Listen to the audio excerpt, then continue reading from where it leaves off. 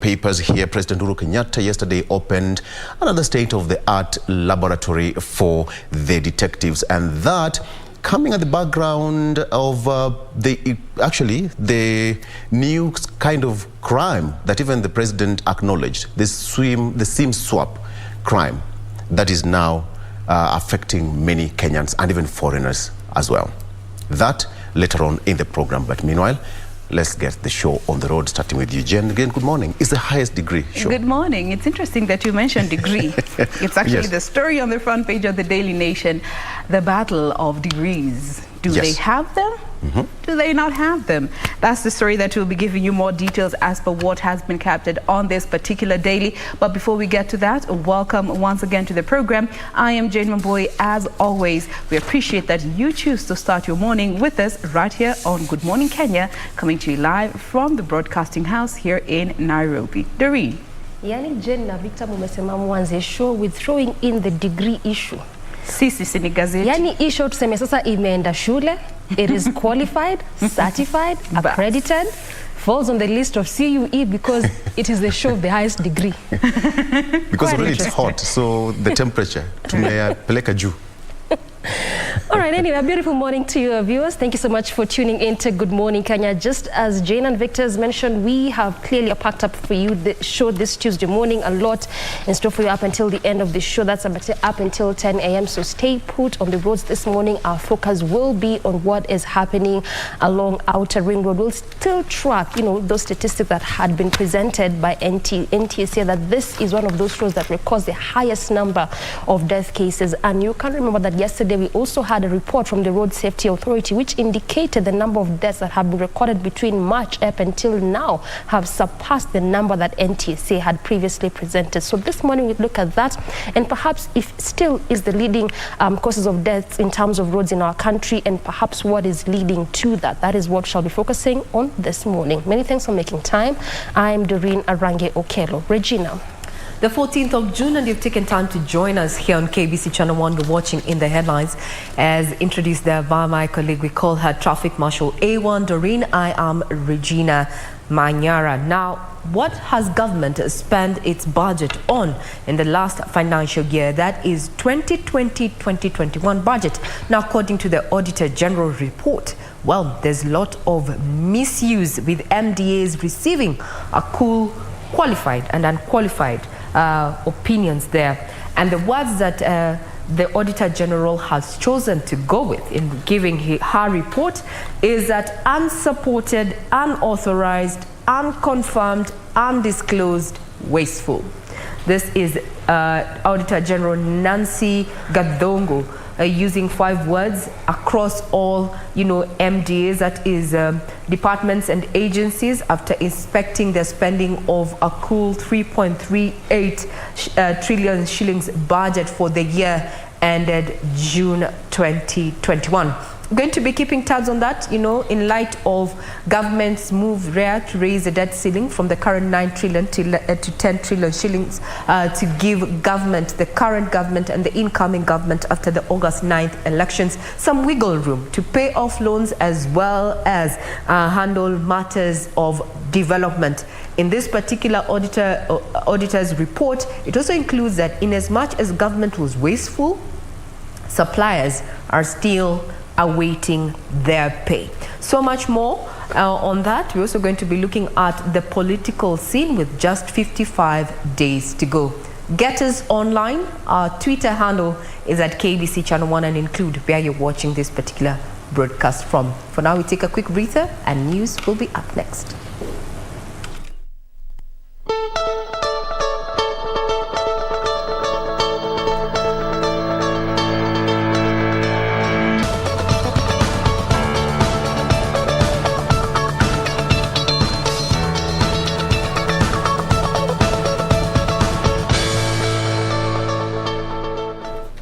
Good morning. If you're tuning in, this is In the Headlines, and I'm Regina Manyara.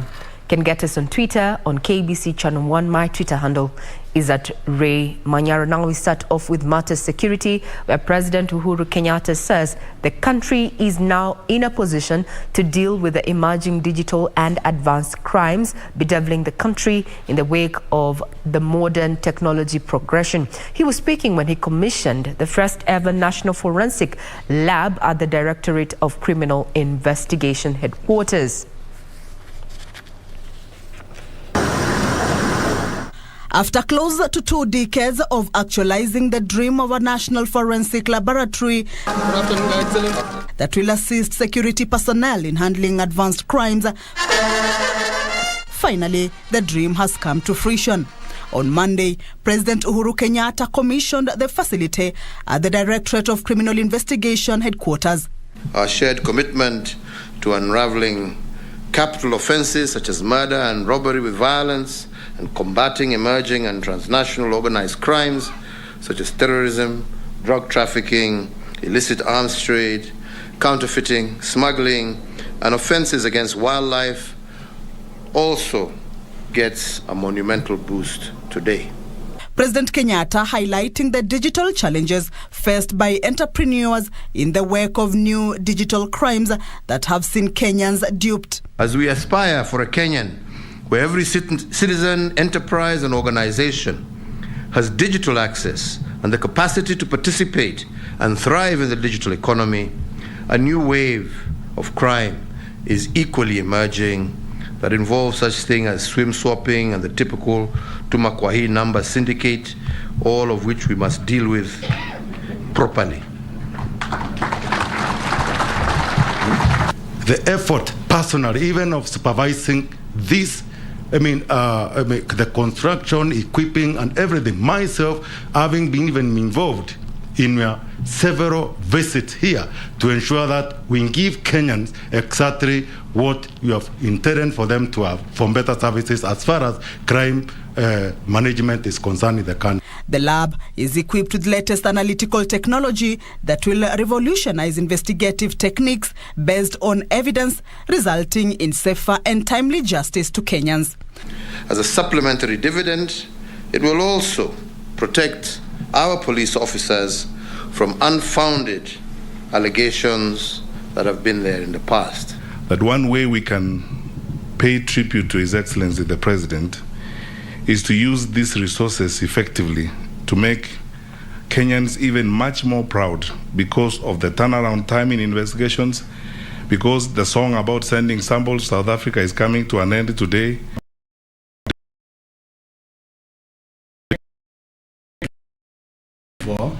Of our capacity in investigations that will go beyond the borders of this country. The enhancement of the efficiency and effectiveness of the investigations will no doubt have a positive ripple effect throughout the justice sector.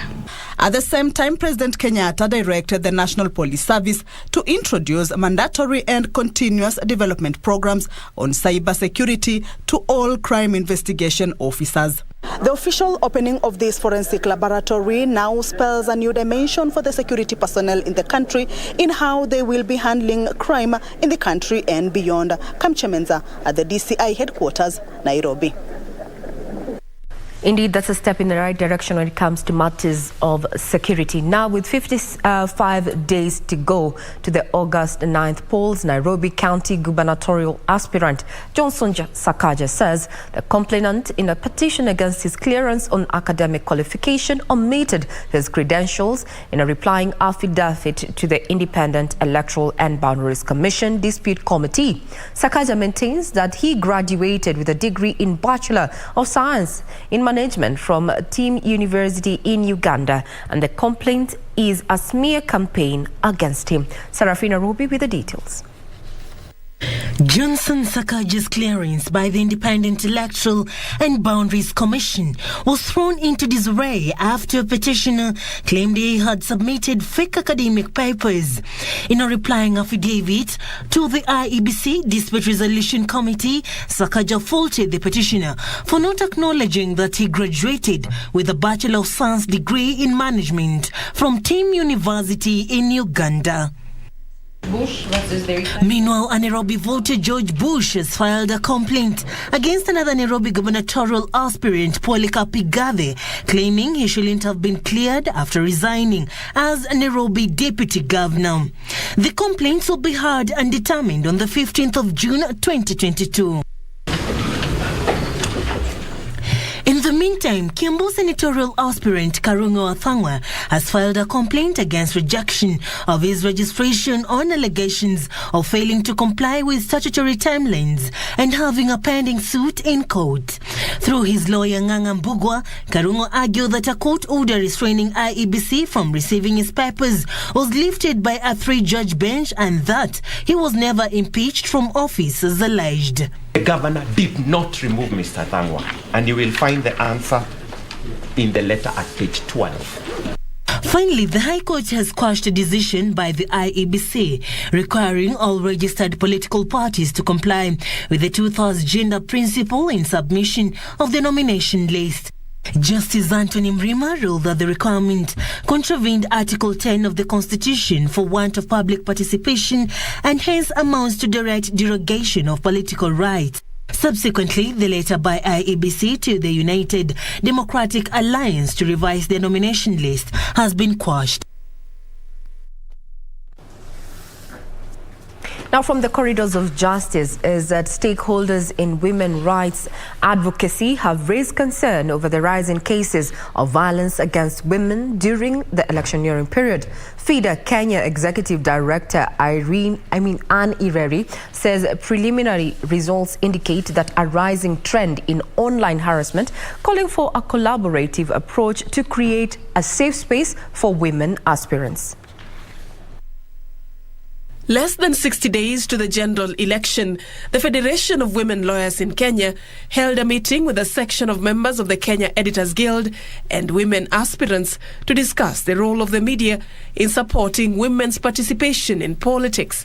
Stakeholders from the media sector used the platform to challenge women aspirants to be strategic in order to secure equal coverage in the media.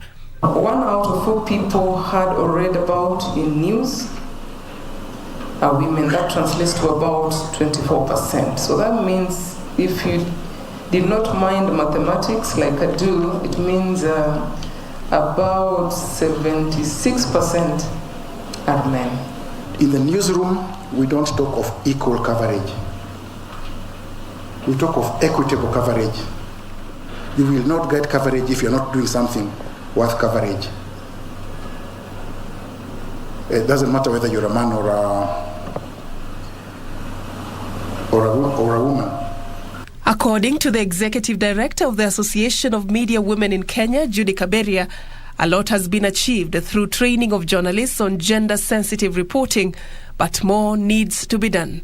If we look at the representation, out of the 1,883 elected positions in the country, women account for only 172.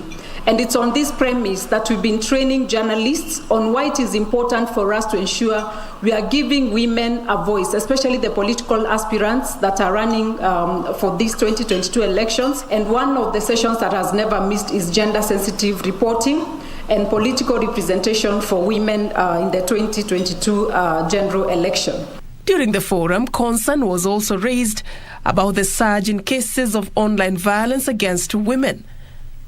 At the Association of Media Women in Kenya, we've already done a research on online violence against women. And this we've seen an increase compared to the previous years.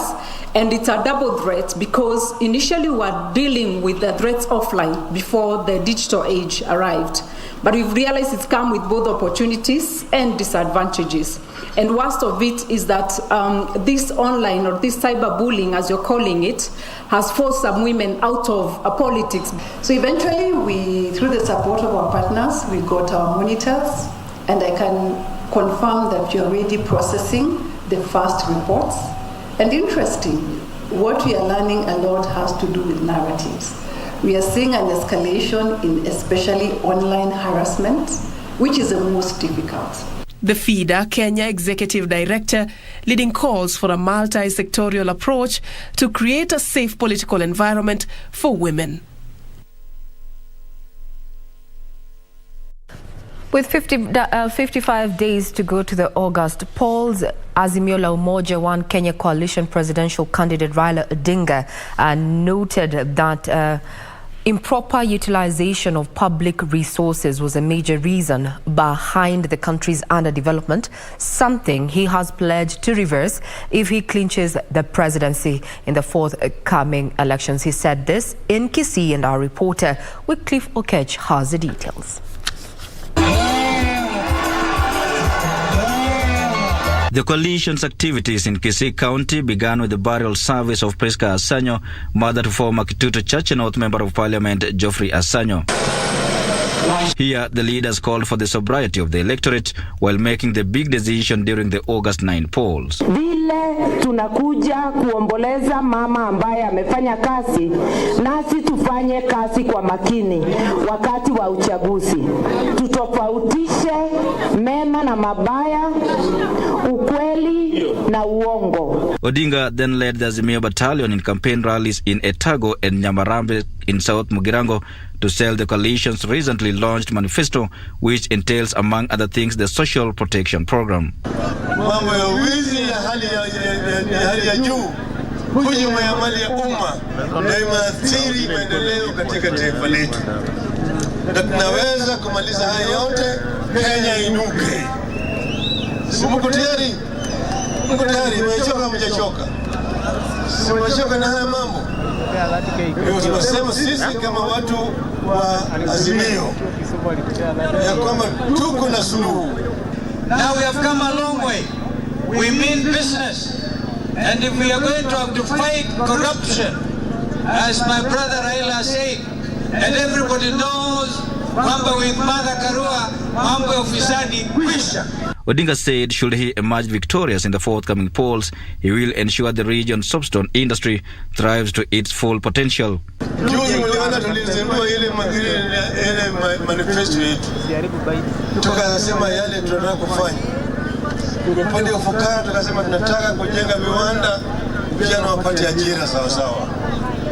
Tukasema tunataka kusaidia wakulima wetu na vifaa vya kulima kama matingatinga, kama mbegu sawa sawa, kama mbolea na kadhalika, sio?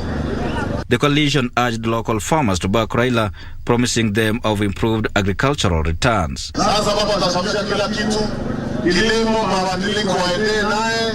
Sasa hii eneo la sukari tutalipa ile madeni ya wakulima imebaki, tulipe ile wafanyikazi, tusafishe ile kura huko, hii eneo la sugar mill tuweze kuendelea. Kama sisi wa Kisii County tutafunga bao in 90 minutes, na mara hiyo kipindi itakuwa imekwisha. Tarehe 9 mwezi wa 8, mundu kwa mundu, kura zote Raila. Odinga's Kisii County tour also saw him lay the foundation stone for the construction of Nyangweta Sugar Factory, an initiative of the local administration. With sustained confidence that the Azimio coalition should create all the force in this region for a successful.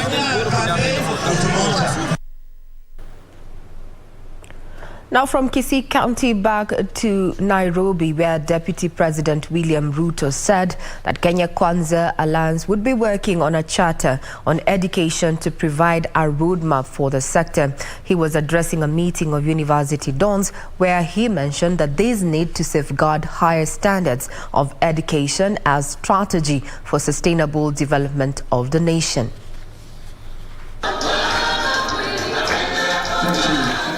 If you want to destroy a nation, You do not need an atomic bomb, neither do you need long-range missiles. All you need to do is to lower the quality of education and allow cheating in exams. Because what will happen is very many people will die in the hands, very many patients will die in the hands of such doctors. Very many buildings will collapse in the hands of those kind of engineers.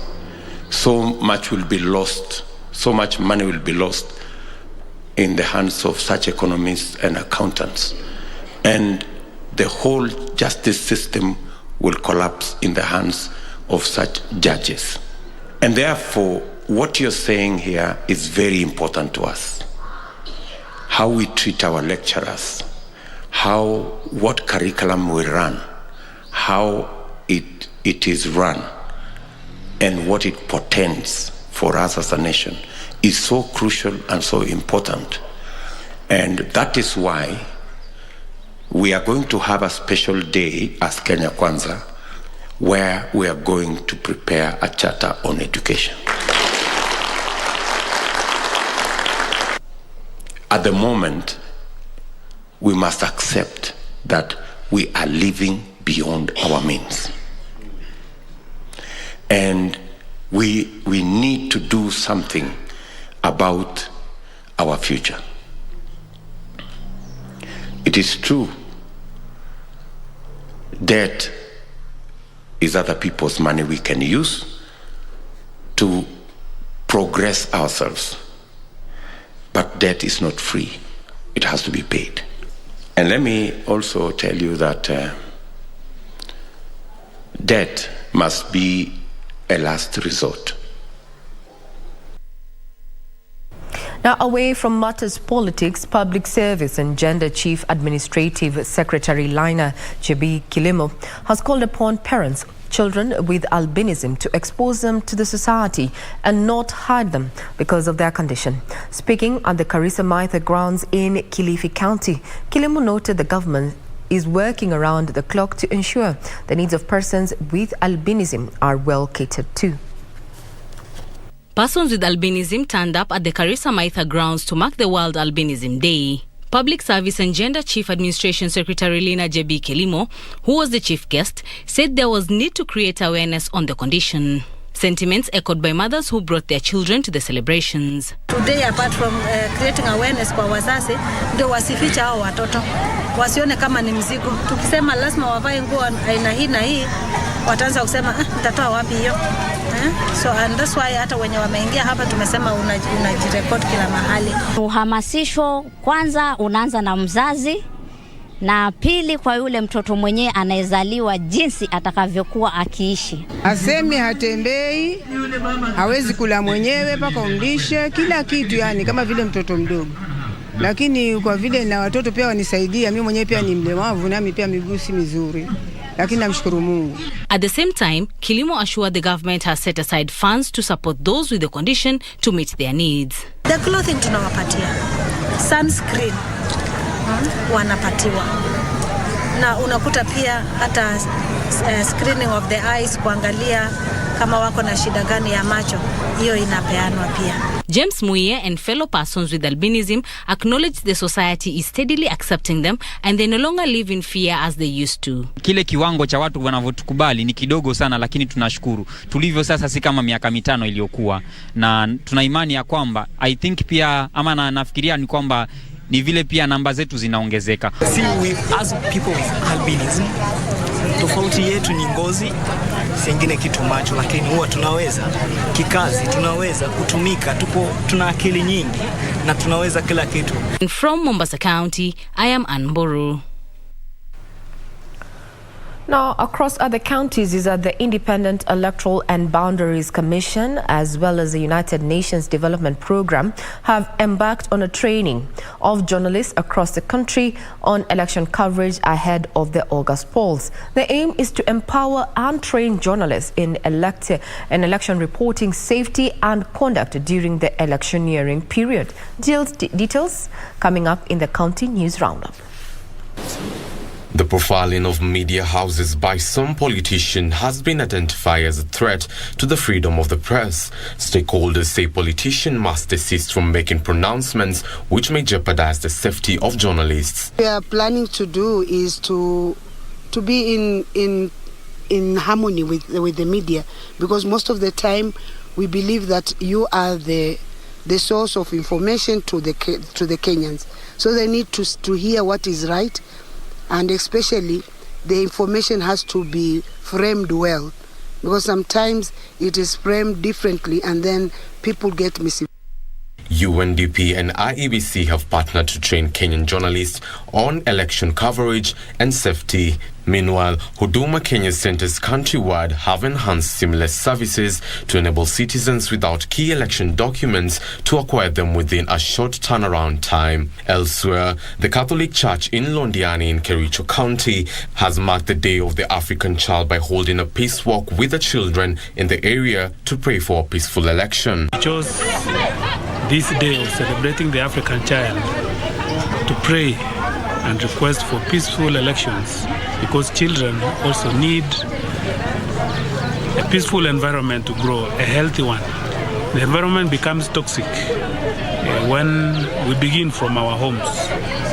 The way we talk about other tribes, the way we talk about other people, then we poison the minds of the children. In Meru County, residents from low parts of Buuri are calling upon both county and national governments to provide them with relief food and drill boreholes to save them from hunger and drought. Wakati huu kuna kiangazi kali, na hiyo kiangazi imeathiri watu wengi. Mifugo wameathirika, wanafunzi wameathirika. Kwa wakati huu kuna wanafunzi hawaendi shule kwa sababu hawana chakula. Hata walimu wengi wakuu wananipigia kuniambia sasa leo hii sijapata asilimia 20, asilimia 30 ya watoto wajakuja. Elsewhere, leaders from Turkana County led by the county governor Josephat Nanok have called on the county commissioner Mudhama Wambua to ensure the safety of the business community. Na pamoja na kamati ya security muendelee kuchunguza kabisa. Muendelee kuhakikisha kuwa hakuna biashara inafungwa saa 12. Biashara iendelee kufungwa ile Maasai ilikuwa inafungwa saa 4, saa 5, saa 6, kwa sababu watu wa Turkana wanaonja biashara saa hii mara ya kwanza. In Murang'a County, the use of modern technology in revenue collection has been put in place to help the county government meet its revenue targets. We have had a lot of complaints from the Office of Controller General that we do not achieve even, sometimes not even half of what we are supposed to collect internally. And the surprise is collection of revenue in the county since 2014, instead of increasing, has been decreasing. It has been observed that the county was not meeting its set revenue targets due to manual collection of taxes.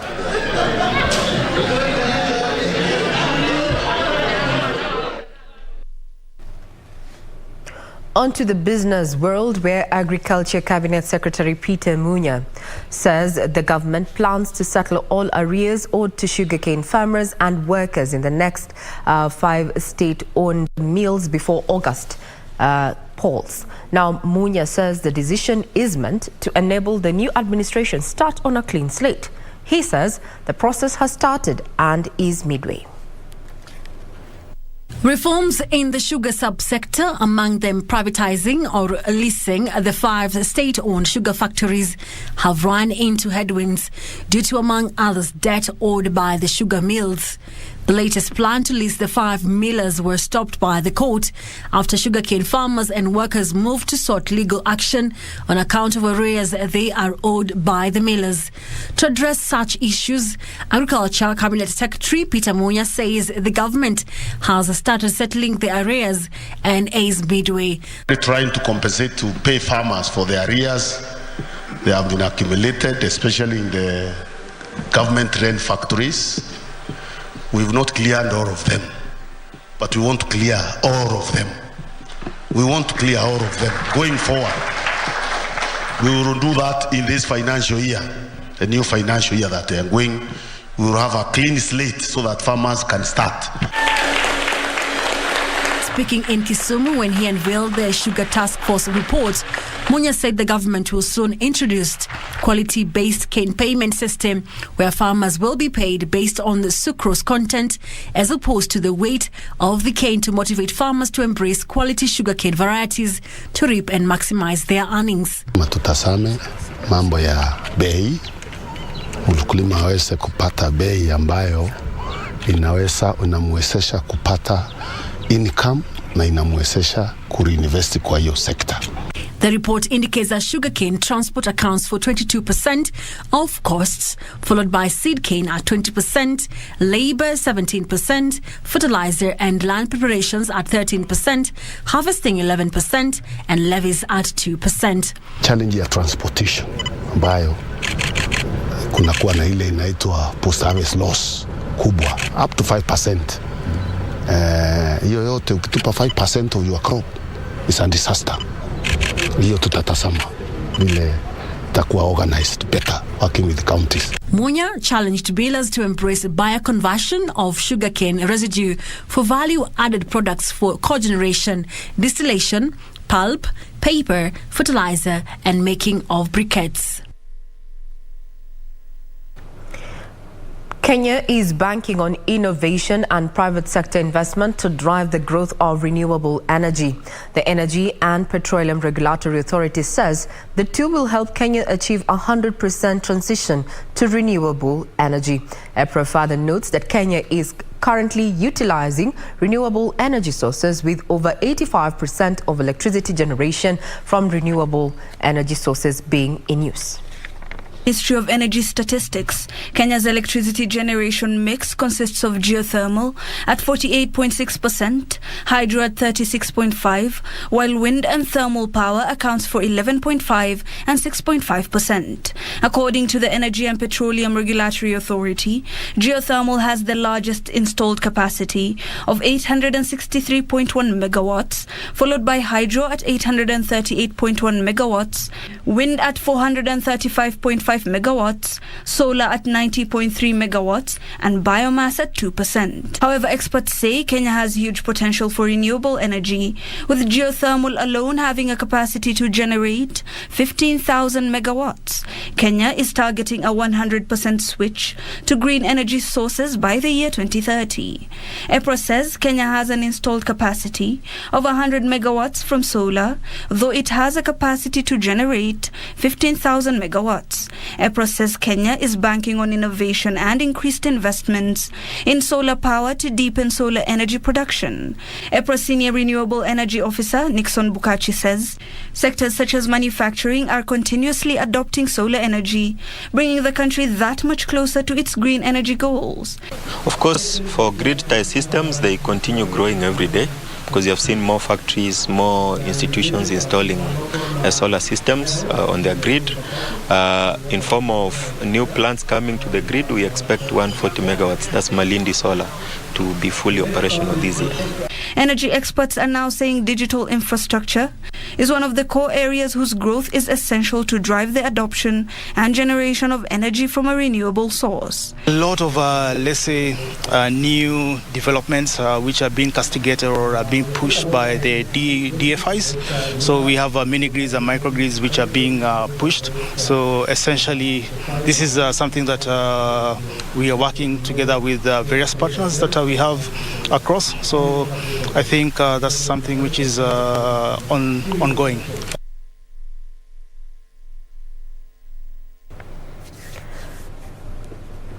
Now we take a quick breather. We'll be back with what is happening from the sporting arena. Do keep it right here.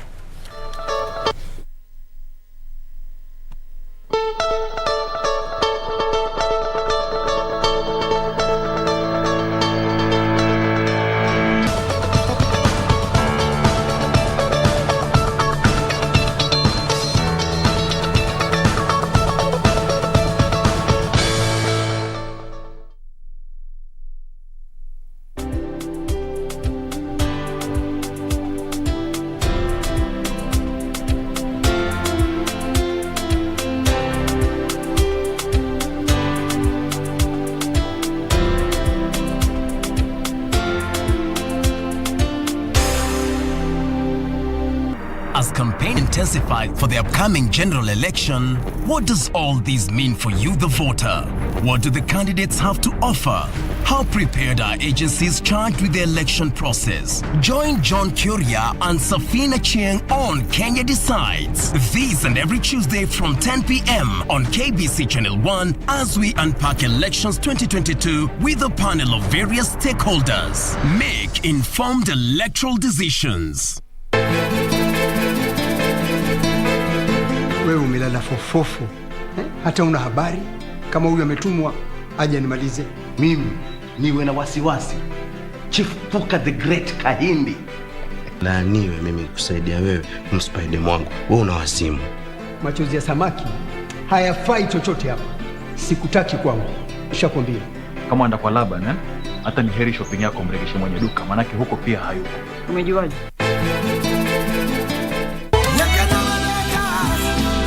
But no matter how much it hurts, I have to get you out of my head and of my heart. But what worries me is that if my daughter reconciles with her husband, how will she explain to him that she sold the house that he gave her without his authorization? I don't think it's a good idea after what Nuria did and how she threatened my sons. My dad and my mom are getting divorced. You're wasting your time. I won't let you file for a divorce. And I am never going back to you. Nor will I ever let you come back in this house. I will choose my decisions carefully if I were you, Ines.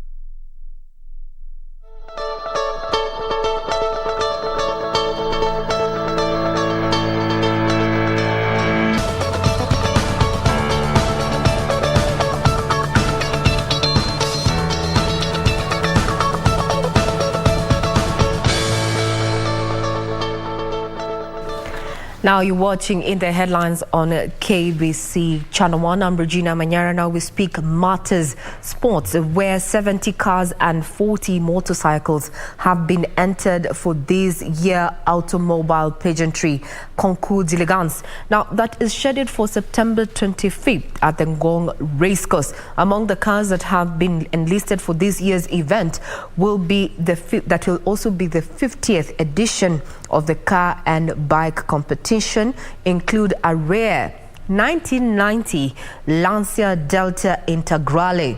Now, Sports Cabinet Secretary Ambassador Amina Mohammed, who graced the launch, reckoned that the event was primed to attract a bumper entry to match its billing. Event Director Bob Dewa revealed that this year's edition regulations remain unchanged and the cars will be judged on originality, with the marks being awarded based on cleanliness, condition and standards of preparation for the participating cars and motorcycles.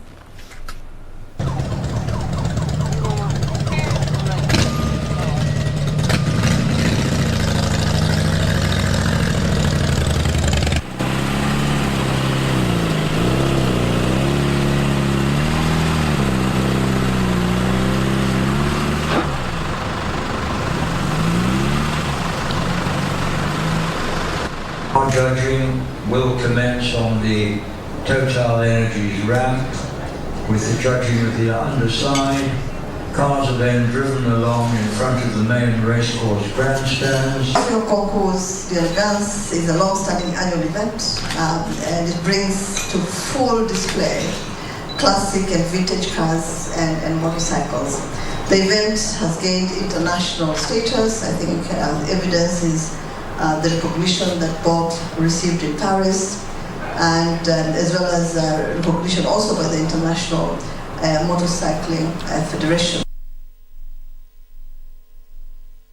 Well, if you are into classic cars and bikes there, the date is set for September 25th from the Ngong Racecourse there. And all the cars and bikes that are going to be showcasing are going to be judged on originality, with the marks being awarded based on cleanliness, condition and standards in regard to the concours d'elegance. That puts a cap on matters in the headlines. Remember, further details are available on our website, that is www.kbc.co.ke. For now, we take a quick breather. We'll be back with what has been captured by the various dailies. Do not go away.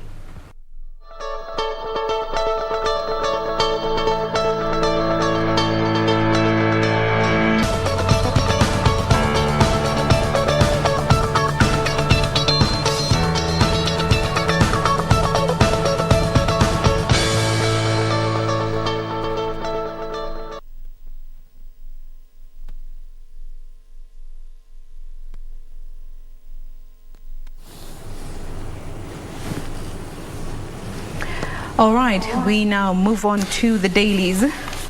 Starting off with the Daily Nation, the main read being the degree battle concerning some 5 gubernatorial aspirants with a lot of question marks around the genuineness of their degrees. There has been a few petitions that have been brought forth concerning these candidates and the legitimacy of their degree certificates given. In order to run for the gubernatorial seat, you are required to at least have a degree in terms of your academic qualifications.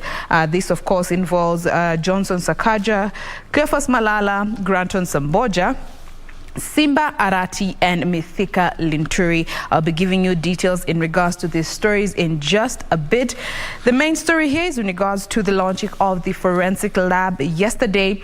This is a boost for our country when it comes to getting at par with international standards when it comes to solving cybercrime, as well as many other criminal investigations that require samples to be shipped from Kenya to South Africa for analysis, then brought back to continue with the cases. That is what has been was being done over the years.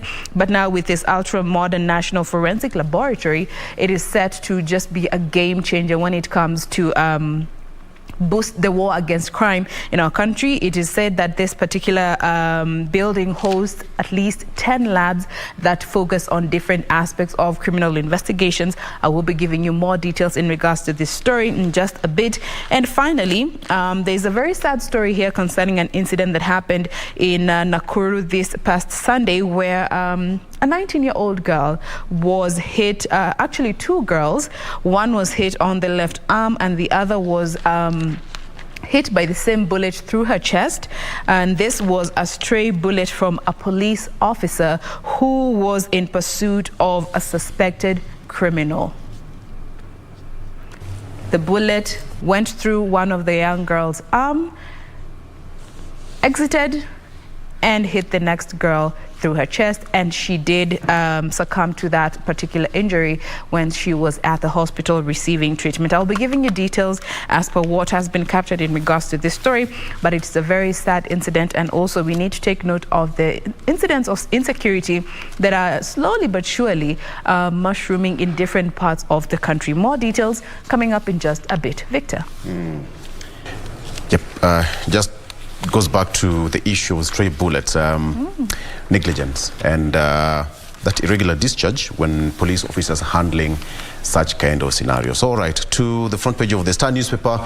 Uhuru orders revamp of DCI cybercrime unit. Ministries of Interior ICT to come up with program in 2 weeks. This is to fight money siphoning through mobile services. That is what was happening yesterday. All right, court overturns 50-50 sharing after separation. It is an interesting read there, where a man says that he bought land, orders giving ex-wife equal share reversed. This is after one gentleman, Peter Gaido Machua, took the issue to the appellate court, saying that he purchased the property, and another one in Kitengela, a loan where the loan was deducted from his salary. So that is the case as it is right now. You can take a look at that story. It's an interesting read there. We'll fight graft that has held Kenya hostage, says Raila Odinga. He was speaking yesterday in Kisii, where he pledged to fight graft that has stagnated the country's growth as he moved to consolidate his Nyanza backyard. Machakos none takes care of rejected people no one wants. The less fortunate in the society, the street children, and so much more. DP Ruto, how I will defeat Raila Odinga, hands down in round 1. Actually, he was speaking just the other day on another television live interview there, and during that interview, he raised 13 points that are at the center of his campaign, and that is according to the DP Ruto. 10 key scientific facilities in new DCI forensic laboratories. Just to Jen also touched on that. The facilities include forensic fingerprint identification, forensic document examination, forensic ballistics, forensic chemistry, forensic biology, forensic imaging, and acoustics. Others are forensic evidence management, forensic crime scene investigations, forensic digital, and the forensic bomb and hazardous materials laboratories. That should be it. And according to the story, Jen, yes, this was supposed to start sometimes way decades ago, but it failed to take off. That was in 2014, and it was under the Vision 2030, but it failed to take through. So when President Kenyatta took over office, that was part of his agenda. And actually, he did point out that it has taken the country 20 years to set up this lab because of corruption that has been a big challenge for the administrations that have gone before this particular government and also his government. He did attest to the fact that it has been a big challenge, but 20 years on, it's never too late. Yes. Doreen. It's never too late. I mean, when you talk about the issues of corruption in this country, if we can find a way to see how we can at least fast track the cases, then could be a step in the right direction. Anyway, so coming to the front page of the People Daily, big names fight to remain in the race. That is what you're waking up to this Tuesday morning. This is even as some of this leaders are battling academic qualifications. Of course, the Senator Johnson Sakaja coming to the fore on this particular issue, just well highlighted in a 2-page in respect to the same. I remember that despite the clearance that had been offered to him, still 4 cases have been filed against him, particularly when it comes to that issue of the certificate, the degree certificate. And again, as it stands, is that if any of these cases succeed, then he'll be locked out of the race. Then also what that perhaps could mean is, does IEBC have a lifeline in the essence, if at all he ends up being locked out after the verdict is given tomorrow by the dispute tribunal? Does IEBC have a lifeline to allow the party to nominate another person, or then how does this go in terms of the law and the legal standing thereof? And remember that this when it comes to the degree certificate, also again, questions have been raised in respect to the Commission on University Education, which was a body that had been established to verify this certificate and certificates of various candidates or aspirants, if you may. And also questions have been raised on the Kenya National Qualifications Authority. So also how this goes is that particularly when it comes to presenting your papers to the CUE, this has to be either degree acquired in Kenya, or if it's not in Kenya, then whatever country it may be, it needs to be accredited and certified, and also needs to fall within the list of universities ascertained and acknowledged by the CUE. That is the Commission on Universities Education. So that's why you see a good number of them would say that I acquired my degree from Uganda, from Texas, from whichever place. But when you come to the listing of acknowledgements, then they do not fall within the list of CUE. So that's why you find a good number of them, much as they say they studied abroad or whichever country it was, still there's some bit of issues with their certificate. So we await this verdict by the dispute tribunal tomorrow, particularly on Sakaja's case, together with all those others that have been, who have these issues pertaining their different academic qualifications.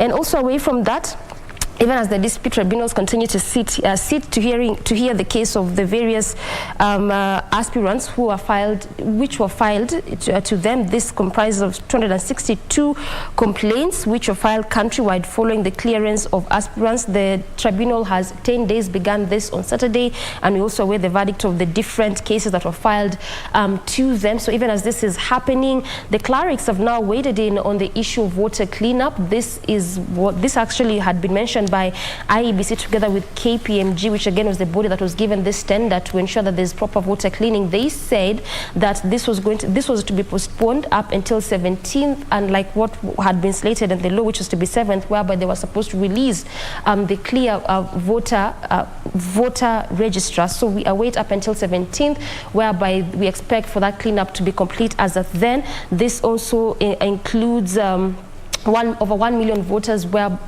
who are supposed to be, who actually are comprised in this cleanup, and this is inclusive of dead voters, those that presented duplicate documents, and also those that did not register with their proper ID. So this is just among the issues that also KPMG together with IBC is looking into. And lastly, gender rule requirement illegal.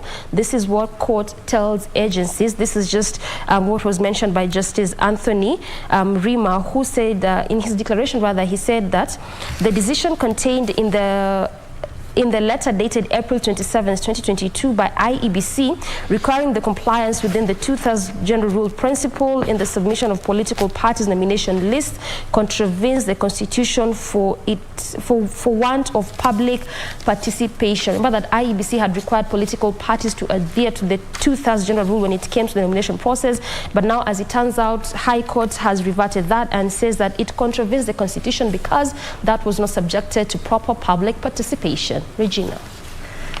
Public participation and such. Now we're talking about degrees, and have been online some of the memes that have been trending in regard to, the verification of the various documents that political aspirants have presented. And one in the center stage of all this is none other than a Nairobi gubernatorial aspirant, Johnson Sakaja, whose fate will be determined on Wednesday. And there's a meme that has been going around that, please, if you went to your graduating class, tafadhali, you take photos for future reference. At least you show that you had attended that particular college or university. I wonder, among us four, who have those graduation photos? Jane, do you have yours? Oh, yes. Victor? Standard practice. Victor, can you show us your... I think without a photo... How will we know? It's never complete. Are you even African? And by then you have to walk with that gown for like a whole day. Go to a restaurant, eat. Na mshaino kwa shingo. Exactly. Panda matatu nayo. Kila mtu ajuli graduate. Some people sleep with the gown. All right, not me though. So then we wonder how, some people don't have the papers. Hey, do you wait to see? Let's Regina. Oh, definitely. Definitely. Uko na photographic evidence? Oh, yes. Oh, yes. Mimi mpaka kwa social media iko. Yes, but for future reference. Just in case you say, oh, this lady, her papers. How is she in this position? Let's refer. Post of 2020 or 19, check. Yeah, I was. This is me. This is so-and-so. This is so-and-so. Evidence. Anyway, that's on a very, very light note. And that story about, documents and such has found itself on the front page of this particular daily, and I'm quoting the Standard, where Sakaja now cites name and booklet errors. According to the senator, he tells the tribunal the graduation booklet submitted omitted the page that had his name and insists the petition against him is politically instigated. Well, his fate will be known on Wednesday. Let's talk about matters of graft and how government has spent its monies.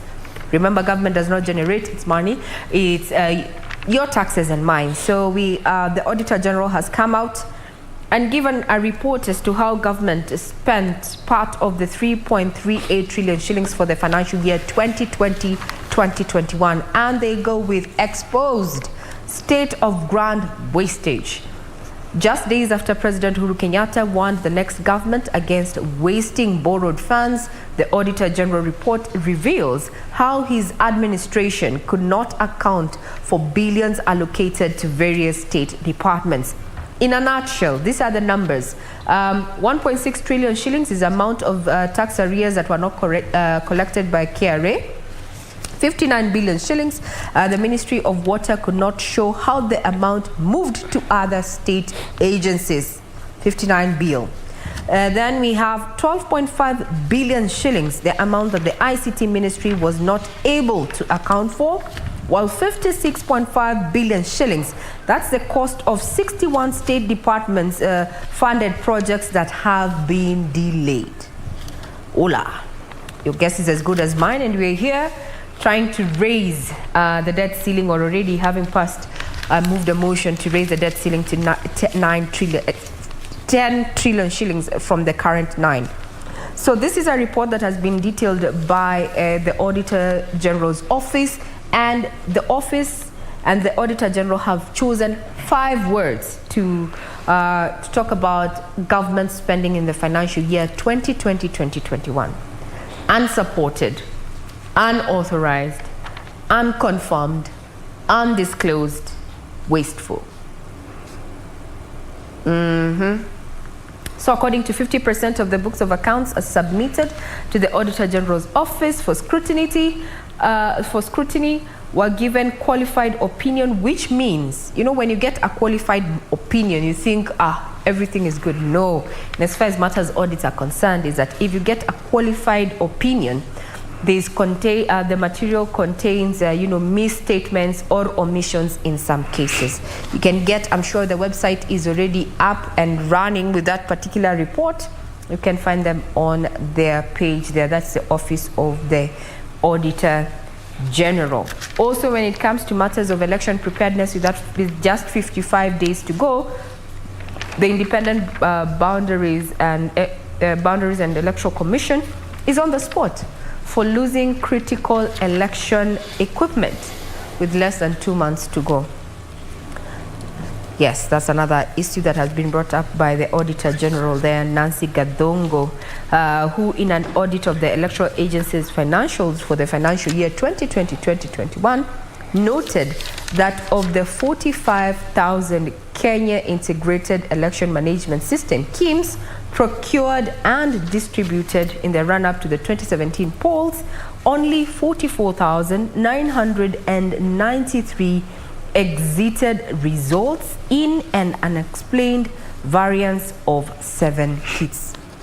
Get the report, get to know how government spent part of, or if not all, 3.4 trillion shillings 2021 budget. That's just to give you a summary of what has captured the eyes of the scribes this morning, the various dailies. Remember, further details are available on our website. I'm Regina Manyara, and I wish you a pleasant viewing ahead. I leave in the able hands of my colleagues, that is Jane, Victor, and Doreen.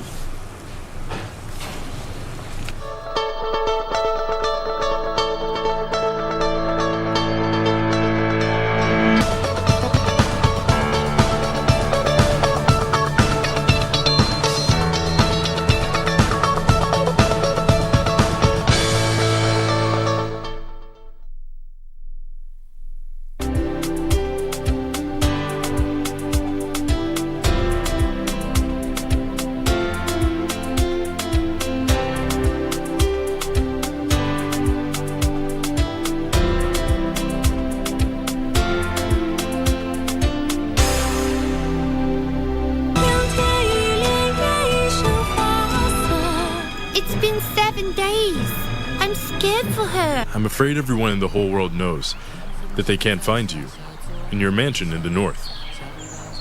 But they'll find you here. Wow, you're pretty good with the ladies. Huh? Congratulations, Your Majesty, Your Highness.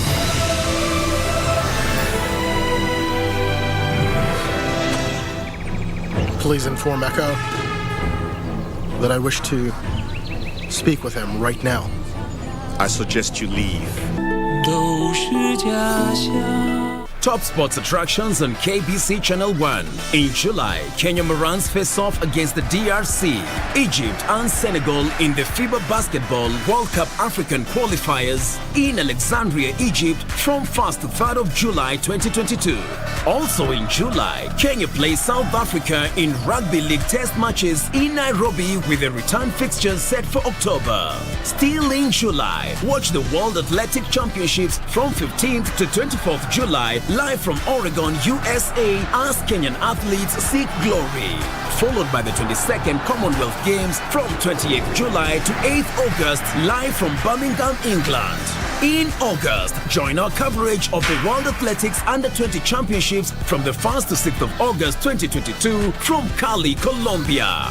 Then, in November, catch the World Half Marathon Championships on 13th November from Yangzhou, China. Now that's what sets us apart as KBC Channel 1, your true sports partner.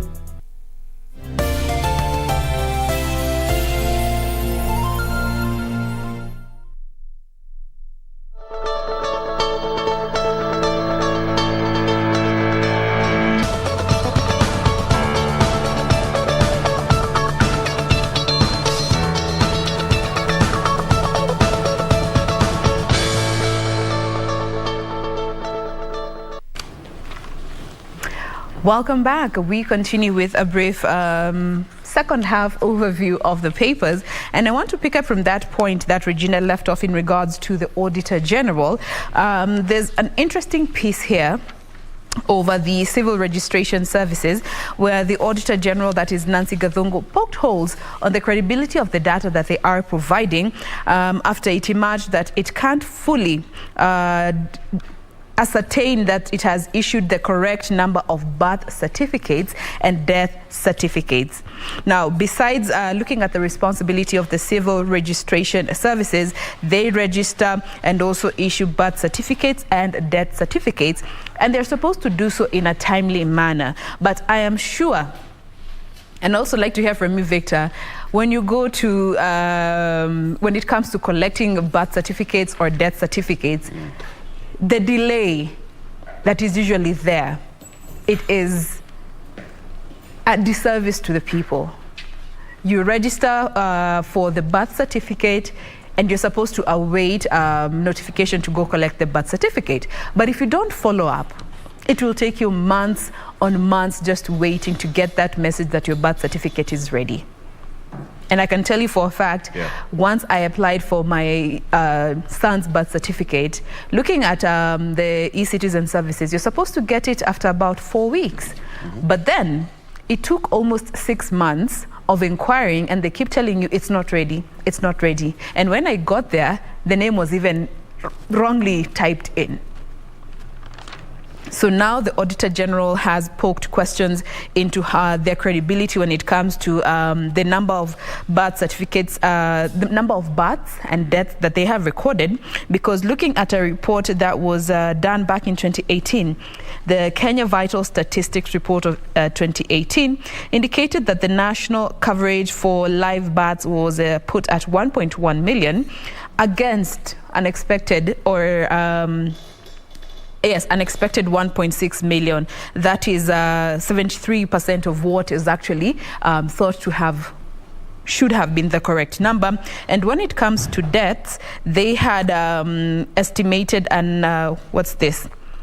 192,000 against a 473,000 expected figure. So you can see the differences in these figures in regards to how accurate they are not being, and this is a big problem for the government because they can't fully rely on this data, especially when it comes to planning and resource allocation.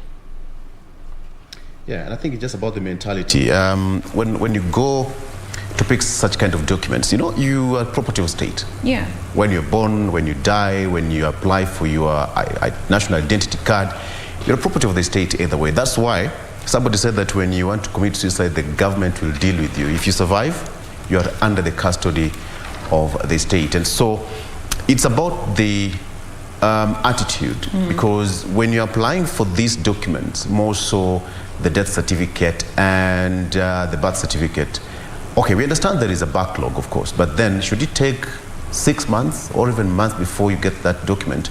You know, some people apply for these documents for other reasons. You know, the dependents, you want to, you know, process issues of succession, so to speak, and there is that time limit that you're supposed to meet.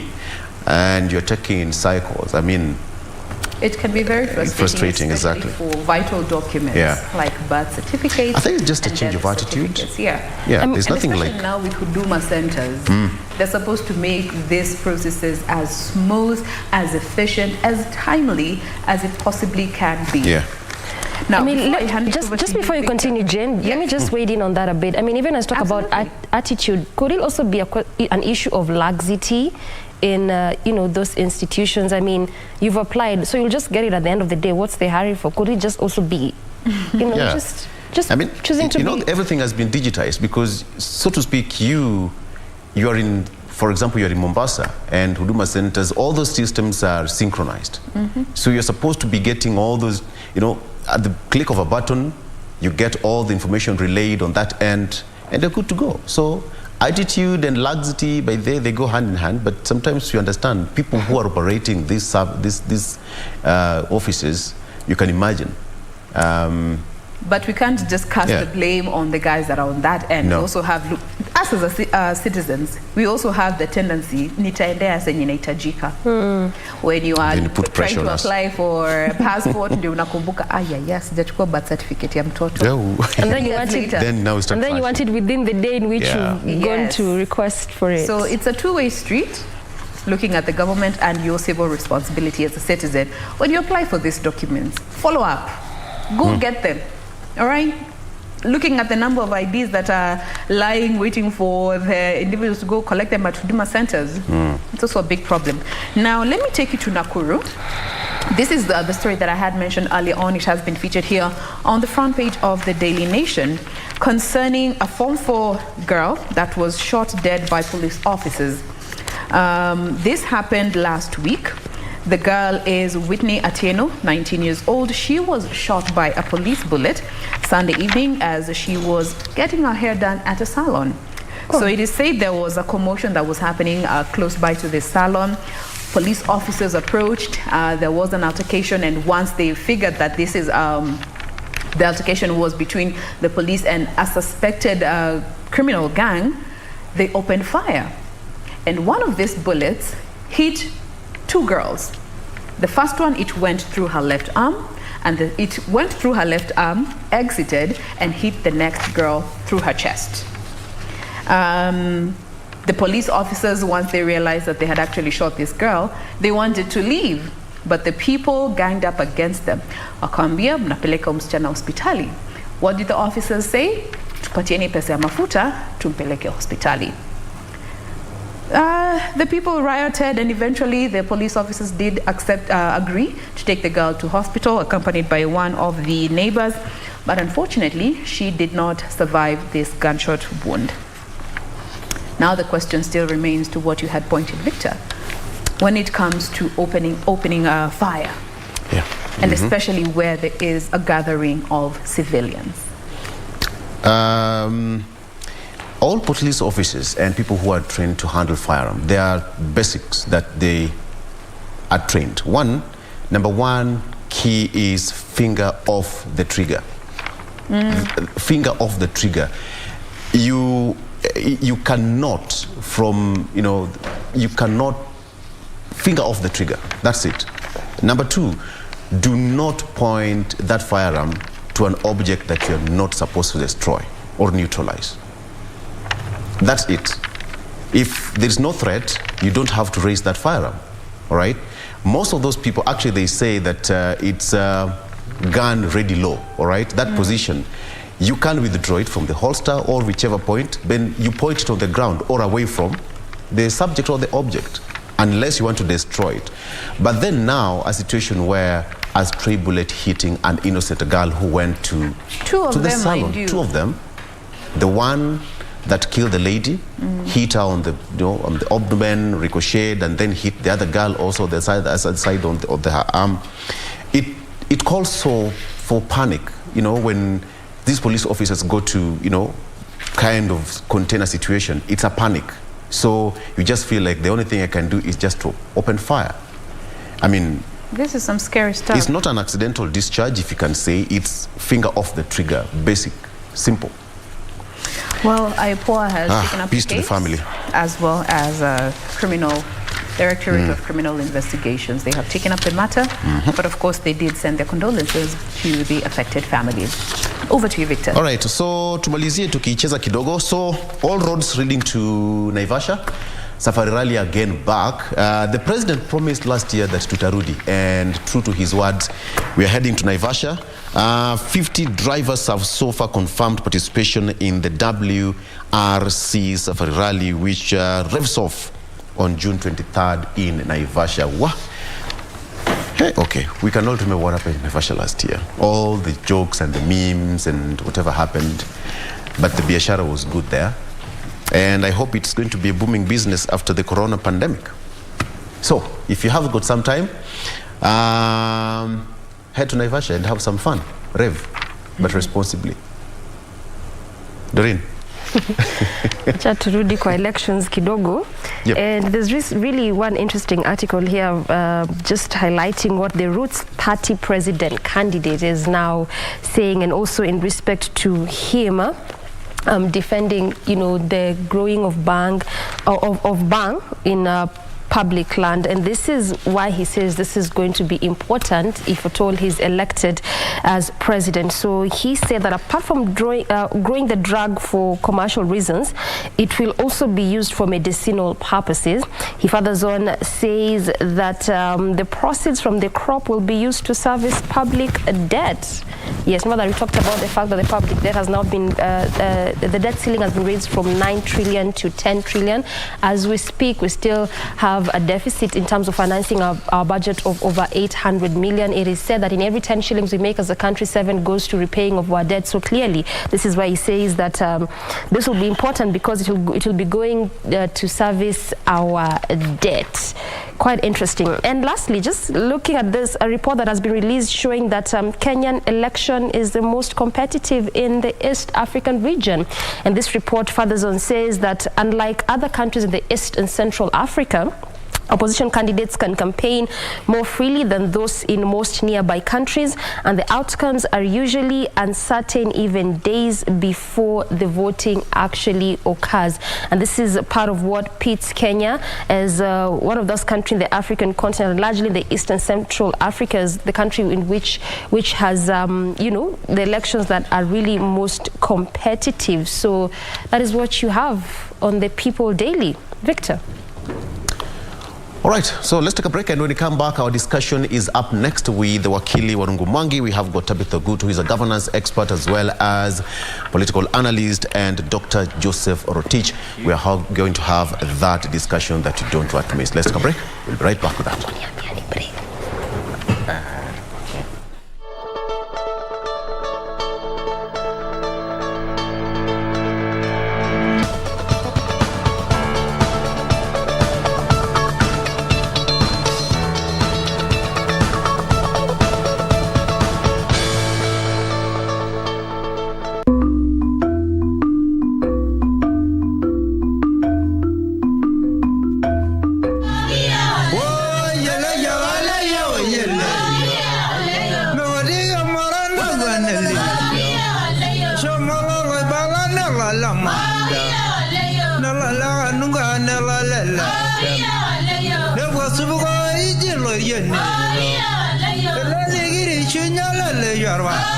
Bright and early, at the heart of Lolgorian, thousands of young Maasai morans in Narrow County take part in the Electoral ceremony.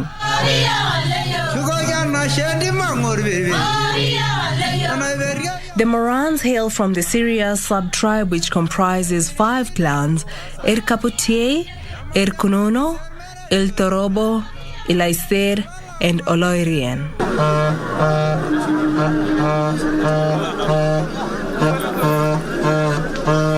The ceremony is performed by members of the age set 10 years after initiation to mark the important transition from Moranism to adulthood. Ni ya sherehe ya pili kwa irika, kwa ajili kuna sherehe ya kwanza tunafanyishanga hawa kabla kutairi ndio waende kutairi, ambaye ni kama hii tu wako na mabendera, na hii ni ya pili sasa ya kutoa hawa kwa Moranism kwenda kwa age ya wase. We are taken from one stage to another, of which is from youth to a Maasai man, of which will be involved in society decision making.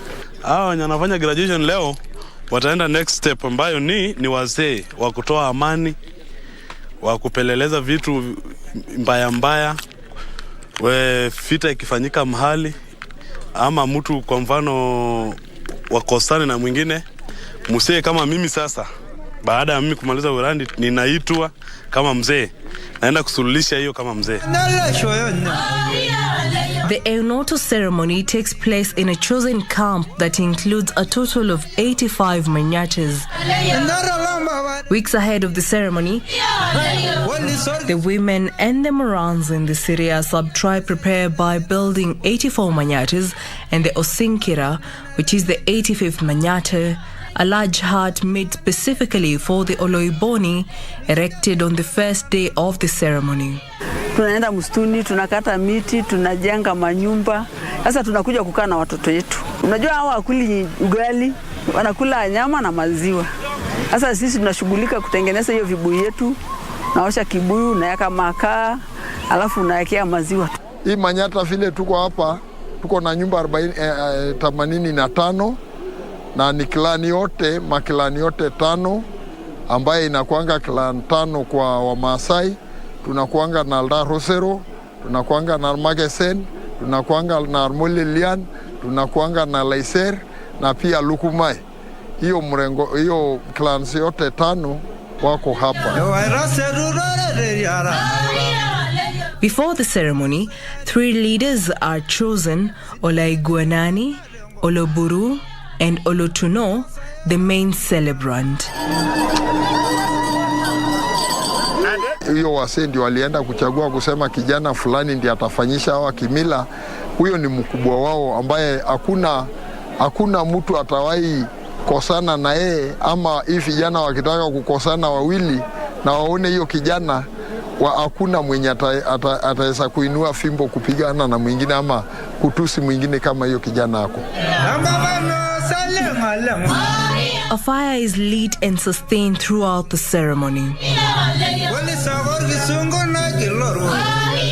Donned in ceremonial traditional regalia, the Maasai morans converge at the heart of the camp, where elders commence the process and apply red ochre dubbed ereko on their faces and arms known as enkipata. Hii rangi nyekundu hii kwa Kimaasai inaitwa ormunyan, ni ereko, lakini sasa tunaita ereko ya ormunyan. Yani hiyo ni kitu ya baraka, yani hiyo unawekewa asubuhi, kitu ya baraka. Hiyo tunafananishanga na damu. So sisi wa Maasai, kila kitu ambaye kuna siku 4 ya kufanya sherehe ya siku 4, ile inafananishwa na kitu mbaya ndio inatangulia. Ile inafananishwa na kitu mzuri ndio inamaliziwa.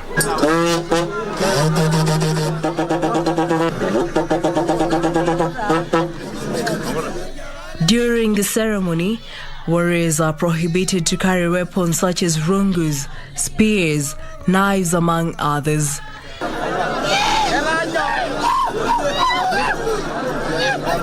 The Maasai morans then form 2 lines. Olotuno, the main celebrant, who leads the Enkoriong, the firstborns, while Oloburu leads the Oloikulu for the secondborns.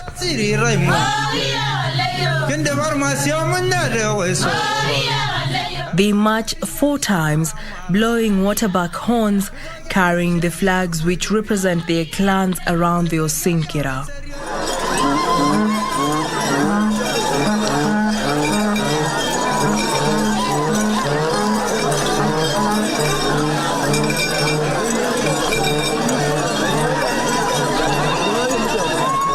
Hii mabendera ingine yote yenye iko na kanga, hii shuka ya kanga, hiyo ni ya watu wa kawaida ama ya vijana ambayo wametoka mafamilia ya kawaida. Lakini ukiona black, hii nyeusi kabisa, hiyo vijana wametoka kwa familia ya waganga.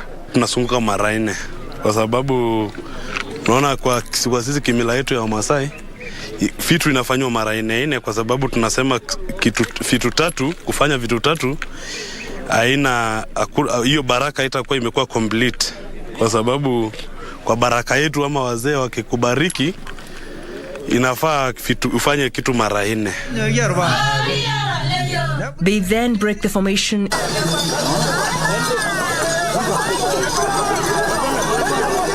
and run towards the Osinkira and tap it before returning their flags back to their manyatas.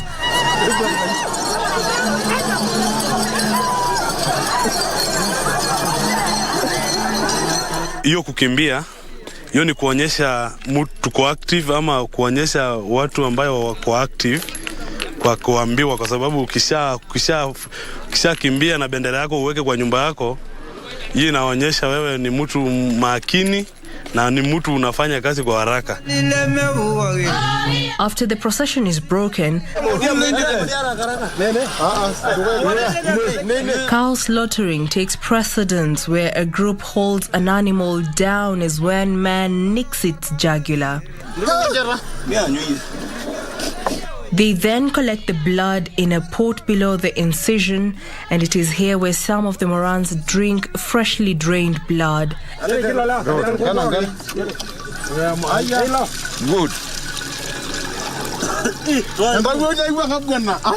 They then roast the meat, and meals are served.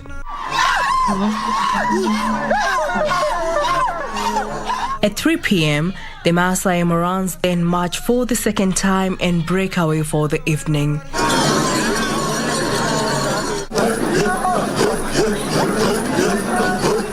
The Manyata is filled with hundreds of excited warriors singing, jumping and chanting in circles, which gets bigger as the night approaches.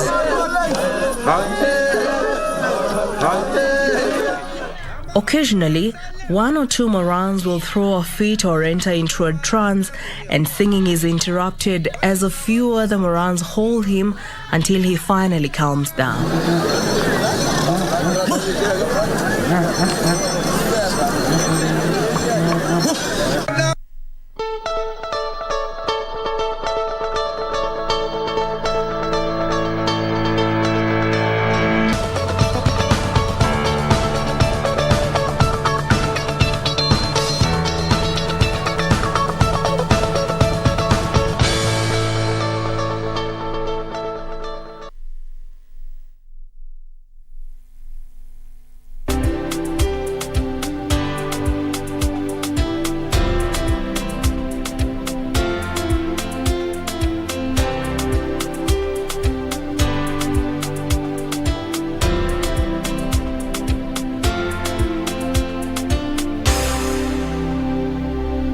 As campaign intensified for the upcoming general election, what does all this mean for you, the voter?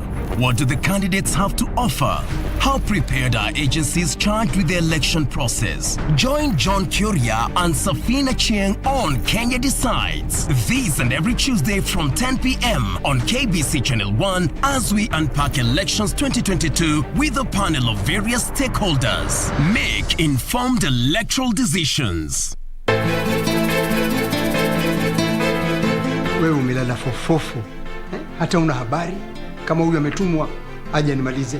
Mimi niwe na wasiwasi. Chief Puka the Great Kahindi. Laaniwe mimi kusaidia wewe mspaide mwangu. Wewe una wasimu. Machozi ya samaki hayafai chochote hapa. Sikutaki kwangu. Nishakwambia. Kama anda kwa Laban, hata ni heri shopping yako mregeshe mwenye duka, manake huko pia hayuko. Umejuaje?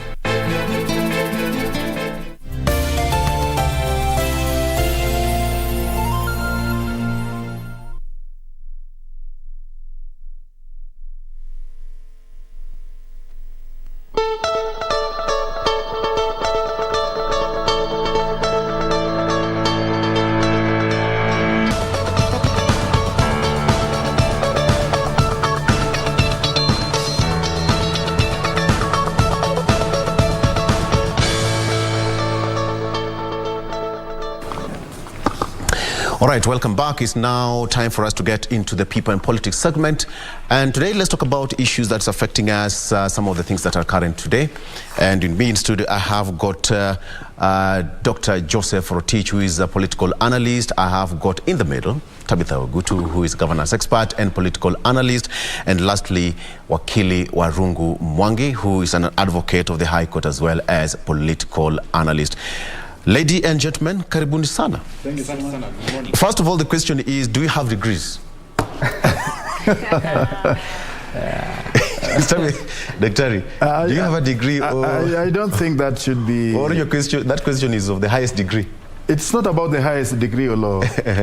I think the moral upright should be key in everything that we are doing, not about academic qualifications and all those.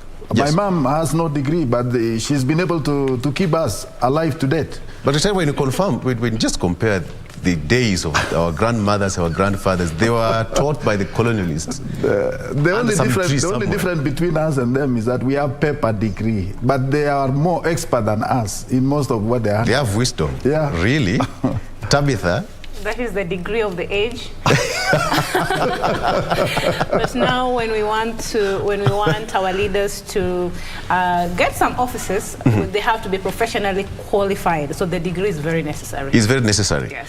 Because, Wakili, it's quite interesting that some of them are still students from different universities. You can imagine. Yes. For me, it's true. I have a degree. I was awarded with an LLB from an ISO certified university. Good. Having a degree is reminiscent of having knowledge, especially for governors and for the president. Yes. There is a reason why it was put as a requirement when you want to pass that test of being a candidate with the IEBC. Yeah. So I support it. And the 4 years that someone goes through a tertiary or a university are very important vis-a-vis someone who is there probably out missing on those 4 years. Right. Yeah. Because Tabitha, the issue of degree has just opened another lead of kind of whatever is happening on the streets. This is just an example of kind of leaders we have. Perhaps some of them have just gone scot-free, or even the common mwananchi out there, probably because of a reason or another. But what does this show as a country?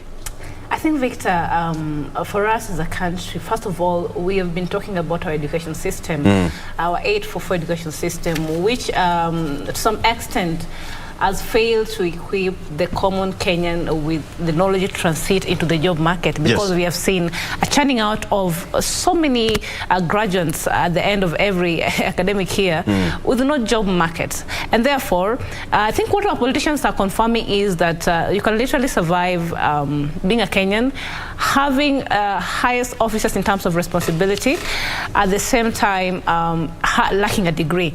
But the worst of it all is the nature of our politicians and incompetency, because there is no way we are going to have our leaders lying about forging their degrees, being in university that they've never heard of, trying to bring list of this and that and the other one. Now, you can imagine if that is the kind of leadership model we're having, and they're supposed to be the role models to the young people.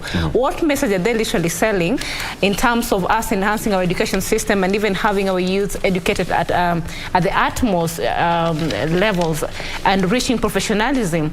So I think, first of all, we need to literally crack, I think, the whip on this kind of leaders, because as Wakili said right before I spoke, there are officers in this country which we cannot just be giving leaders who have not duly undergone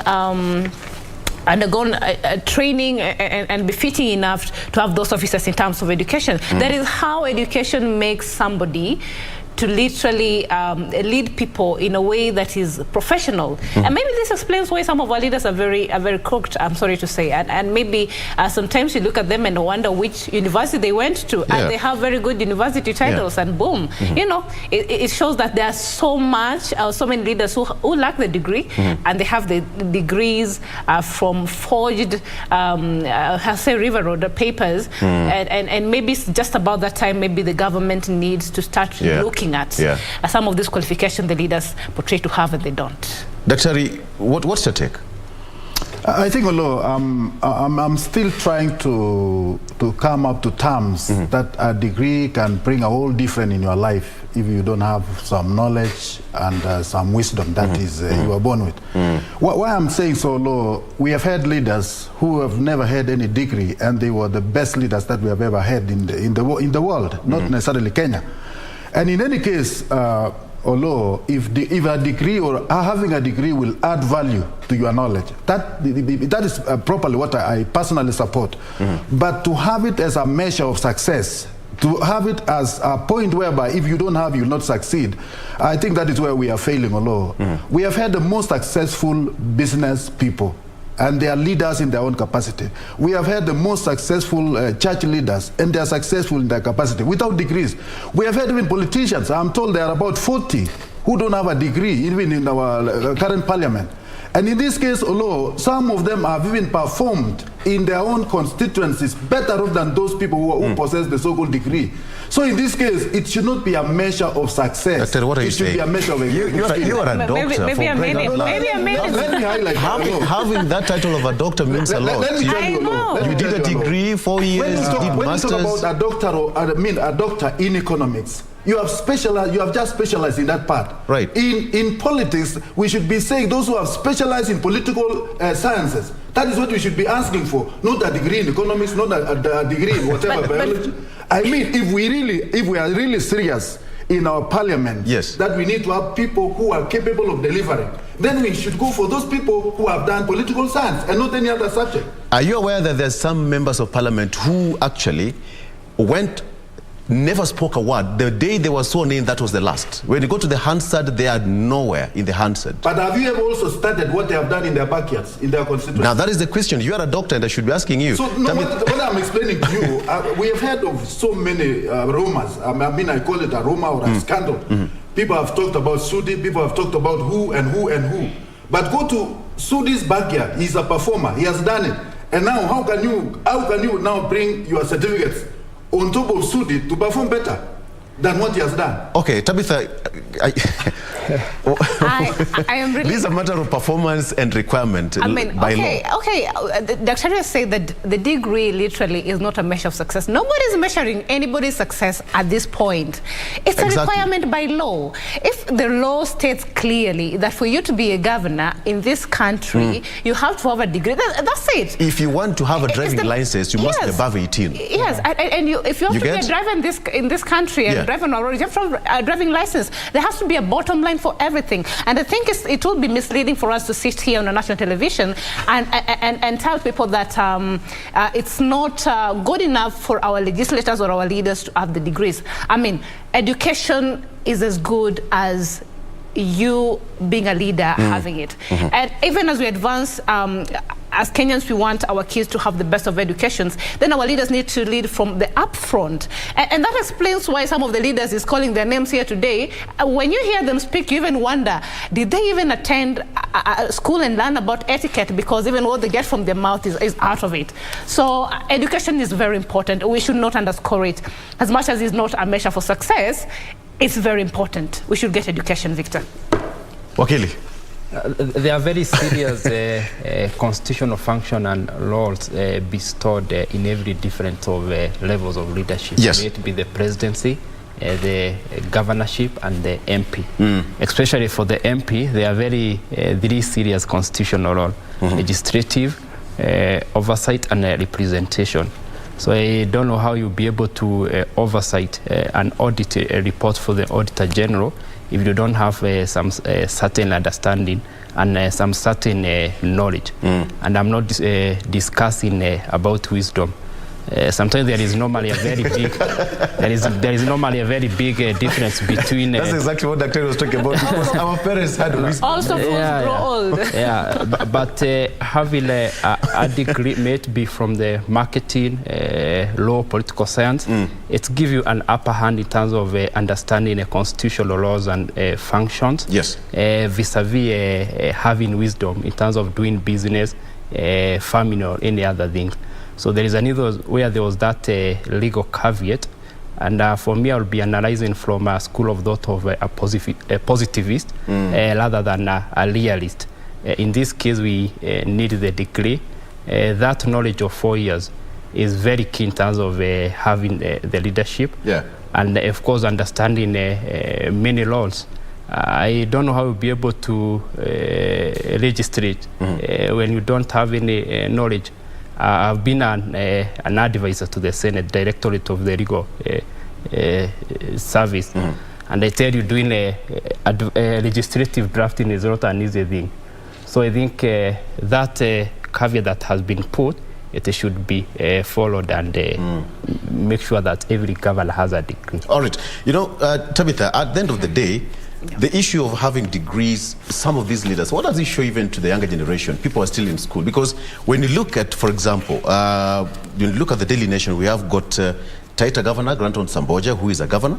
We have got Simbarati, who wants to be governor in Kisii. We have got Mithika Linturi, Meru Senator, who is an eloquent gentleman. We have got now Sakaja, who is battling the case right now at the Milimani Law Courts with the IEB's tribunal. And now we have got Kakamega Senator Cleophas Malala. When you have got these 5 gentlemen, and we have got young Kenyans who are still going through the education system, they look at these people. What does it really show to the society? I think, first of all, this electioneering period and the requirements for some of these leaders, and it's really hard for them to be able to get these positions because they don't have a degree, has made it very significant and given a direction for those young people who want to vie for these positions in future. And therefore, for us to avoid any of this moving forward, embarrassment and lies and forgery, we can't be corrupt everywhere, corrupt even in a degree acquirement. So therefore, it has shown for the young people that they literally need to get the education and the papers very right. Secondly, what Daktari said earlier, that as a country, it has shown that degree and success, they are like east and west as far apart they are. But I would like to say that getting education is a fundamental requirement for growth of any human being. Because education, its purpose is not to mostly get you rich or what. If it gets you there, it's okay. But it has the purpose of increasing your knowledge, making you teachable, adaptable, and being able to interpret some of these things. So you can imagine a legislator whom is voted into the office and cannot even interpret the constitutions, the clauses, and even when there's an amendment bill to be passed in the parliament, literally, it becomes very hard for them to comprehend because they do not understand the value of, understanding some of these things. Education makes even your understanding to broaden up. So we cannot sit down here and tell our young people that literally because, and you see our politicians are just politicians, many of them are not leaders, and we are now seeing it, that we are telling the young people that getting education should be second. If you get that opportunity to be in school, I think it's very important because there are opportunities, there are just how education makes you world-read. So we cannot underscore that, Victor. Dr. you are under fire. I think what we must understand, although, when I talk about somebody being educated, it doesn't matter so much that you must have a degree. There are those who have diploma courses and they are very qualified personnel. There are those who have had certificate courses, they are very qualified personnel. And in this case, law, when you talk of a measure of a degree, I mean, we should be able to differentiate an educated person and somebody who is non-educated. I mean, even those people who have certificates and diplomas, they are also educated people who are able to lead. So when you top up a measure of a degree, of course, I don't refute that law. What I was just saying is that if you are educated to the level of a diploma or a certificate or a Form 4 in this case, how many members of parliament who are in the current parliament, very competent members of parliament, and they are just merely Form 4s? I mean, when did we discover that these people are non-performers, especially when it comes to legal or legal, not even legal matters, but the procedures of the capacities that they are actually holding? So in this case, putting a level or a condition for a qualification in our country, yes, it is very relevant and it is very good. But that should not be a strict measure of one's performance. But at least we agree at this particular point that the crafters of this particular law and the requirement had it as one of the limits. It was right. That you must have a degree for you to be a governor, because being a governor is it's a big deal. It's not like a member of huge, exactly next to the president. So you don't have a degree. You have a certificate, Form 4 certificate, for example, and you are a governor. Think of it. I think my sister Tabitha actually mistook me, and in fact she does it because you cannot be corrupt in everything. I don't know what she meant. Anyway, she will elaborate more on that. But what I'm trying to say is that when you talk about a level of a degree, level of a master's degree, and a level of what that the law has actually stipulated in, I mean, that is a perfect way of improving our leadership in all the capacities. So I totally agree with that. But what I was just explaining is that it should not be so strict as to the level that some people are denied of their leadership. And of course, when I have my brother, he's a lawyer by profession, and he sticks to the evidence that you once, if you have a degree, a first degree as stipulated, that is a requirement for a parliamentarian. To him, if he will take you to go today, he will stand by you and say he has the degree that is required. So in his profession, I totally agree with him. He sticks to the evidence. And right. The same way, just to bring you in, as you respond to that, because you know what? In a legal profession, there has to be some requirement, all right? Yeah. Kenya School of Law, you must pass there. If you don't, go back to class. That is required, all right? Yeah. As a member of County Assembly, they had that issue. You must be a Form 4 leaver, you must be a Harvard diploma holder, certificate, degree certificate, and even masters, if that's so required. But then now, at this particular point, this one exposes the kind of leader that you have, much as it never existed before. But right now, is exposing us to the world. Wakili?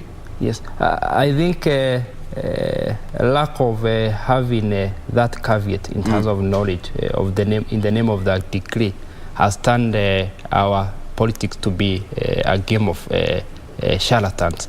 So that's why the drafters of this particular law and the Constitution had this one in mind, and majorly trying to bring hygienic in our politics. It's quite very necessary. If you go through the Constitution, yes, you see there are very serious functions and laws expected to be implemented either by the governor of or the member of the county assembly or an MP. And I think even going forward, we also need a member of the county assembly who have a certain degree of knowledge, and even going higher to having a degree. Because remember, they also play the same role as the member of parliament. That's why we are having a lot of county assemblies having very insufficient bills and laws or poorly drafted laws. So I think also going forward, we need to put a very serious legal caveat in terms of the knowledge, even in the MCs and the other members of the parliament. Right. Tabitha, what's quite interesting is that in this list, I'm not seeing ladies. This is Yes. As per this newspaper, I don't know whether there's some names which are before the IEBC, but as per this newspaper, we have got 5 gentlemen. I mean, strong one. That's why I'm asking you. Yes, what does it say about us? But you see, Victor, maybe there are women leaders who also do not have degrees, but we're still waiting. We cannot assume that they're not there. Maybe they're not just there or they're there. But the thing is, it's also a good indicator that women are also trying to get these degrees, get educated, have their things in order so that we are not inconvenienced. Because you see, Victor, even as you speak about elective politics, and we want to increase the numbers of women, even in the gubernatorial positions in this country, then it's just a requisite that women prepare themselves enough. And it's an encouragement that we have seen that literally they understand the task and actually what will befell us if we do not get this kind of requirements at the end of the day. So I think it's a good indication that out of the, I don't know, this electoral period, how many women governors are running. So none of them is going to be disqualified on the basis of not having a degree. So that is a point towards the right direction. And I think it's very encouraging to see that. Does it mean that men are survivors? They can survive either way, the jungle, come back to the limelight and survive, but ladies have to fight it through the hard paths. But then, Doctor, you know, this on education, because when you talk of a degree, first of all, you will be employed. That's the bottom line. When you're a governor, you will be employed and you'll be earning a salary at the end of every month. So according to the requirement, you must have a certain level of degree and of qualification for you to earn that money, all right? Much as you're a politician. But as per the remuneration, you must have that for you to earn that, all right? But let me ask you, what does this really show to the kind of leaders we have today? Because when you have got these gentlemen going through the tribunal, some of them, either they are fake, they are allegations, they're still going through the legal process. But the kind of leaders we have in the House, is it going to sanitize the next crop of leaders that will be elected come next election? I think what we are doing at the moment, what the IPC is doing, is something that is very commendable. And it is something that must be supported by all. Yeah. But also we must also that we are coming from a background whereby we have not even been able to check the kind of credible institutions offering this education of higher learning. And it is now that we are coming to terms to ask, where was your university? What was the level of the accredited university? That we are talking about. And in any case, some years back, although if we go back to our country, there are days when most of our Kenyans used to fly outside the country for further studies. Yeah.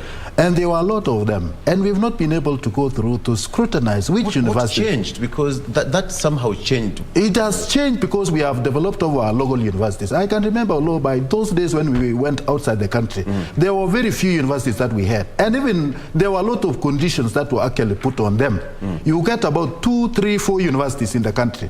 And of course, with the many qualifiers who actually intended to join the institutions of higher learning, and they could not make it within the country. Now that the country have discovered that they can develop their own institutions.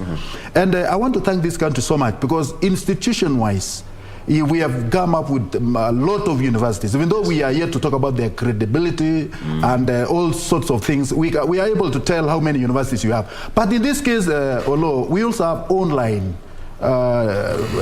studies that is actually still allowed. And in this case, how credible are those, online kind of education or trainings? I mean, even before we talk about the quality of what we have, we also must see the background under which these people have actually been studying. Yeah. So in that case, we still have a lot of work to do as Kenyans. But of course, what the IBC is actually doing is a credible thing. But you look at these people, they've been, these are the guys that have been trying for the last how many weeks to prove their certificates that they are right. And you wonder why it has taken that long. And even the longer it will take, the more eyebrows will be caused. So in this case, there are problems that we must address as Kenyans. I think, Victor, from my point of view, there is no two ways about this. The Constitution is, none of us is above the Constitution. So if the Constitution stipulates or requires us to meet a certain demand for us to be something, then it should be served as it is. So in this case, it's not about the quality or what you scored or what it was offered online or whatever. What the IBC is requiring for our legislators to have at the level that you are vying for is a certified degree from a recognized institution. And that is period. And that is very fine. Wakili, some would argue that this is political, as politicians would say. We live in a country where we politicize everything. This one is not political. It's both a constitutional and a requirement from the enabling political and election laws. Just like my sister has said, you need a degree from a recognized university in Kenya, a photocopy to be certified. If it's a foreign university, then you need a recognition from the Commission of University Education. So it's only that we have decided to politicize the matter. So I think it's a direct question, a direct answer is your certificate certified by a local university, or if it's like for the case of Sakaja, is the team's university in Uganda, recognized by the Commission of the University Education, and can you be able to prove by the way of evidence that you really went through that particular university, and can the university also be able to testify under the oath that you also went through that university. So I think those are the pertinent questions that we need to answer, not unless the law is amended. For me today, I told you I'll be a positivist analyst, a departure from my earlier, where I'm normally a realist analyst. But then, it can be a time-consuming process. We all know the legal battles and the procedures and the processes. Well, it can be very time consuming. But remember, we did not say that someone did not make a decision that you land for this particular post in April or February. It's something that you may have made a decision 1 year or 1 year and a half. So in the interest of making a decision, you may have taken time to go through the requirements needed and make sure, probably decided whether you have or you can fulfill the same before you go for that particular level of the city world. You had asked why we are not having women having this issue. Women tend to be a bit genuine and bona fide compared to men. Women are not as a risk taker as men. Even when I don't have a degree, I would wish to take the risk of going through the process. And even when I'm taken to task, I would also wish to politicize the process and make sure that I push and pull over. But for women, they seem to be a bit bona fide and genuine. If they don't have a degree, I don't think none of them would try to take a risk or try to pull and push through the process. That explains more about nature. That explains more about nature, how the difference between men and women. But then, Tabitha, this one perhaps will act as a deterrent to the next generation, because election will come again after 5 years. So the current crop of leaders, perhaps some of them will not come back after this election, that is 2027. Looking forward in the next 5 years, the same rule and law will still apply. Give me a scenario, 5 years to come. Okay.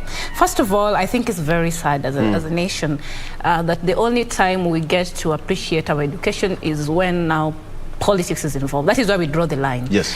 We have not seen this country creating such a scenario where we have people with degrees, maybe let's say even in business or economics, or even other fields, and there is a surge of jobs. So we want them to bring literally their papers so that we can give them employment. We have not seen that. So this is where we draw the line. So I think even in the next 5 years, we have new legislators coming in. I think also it's a waking up call that we are not going to have incidences like this in the future, because I think it also paints you as a very incompetent, inconsistent leader when you cannot really substantiate what you bring on table in terms of your credentials. So I think none of the leaders will want to be perceived like that, because leadership is about perception sometimes when it comes to politics.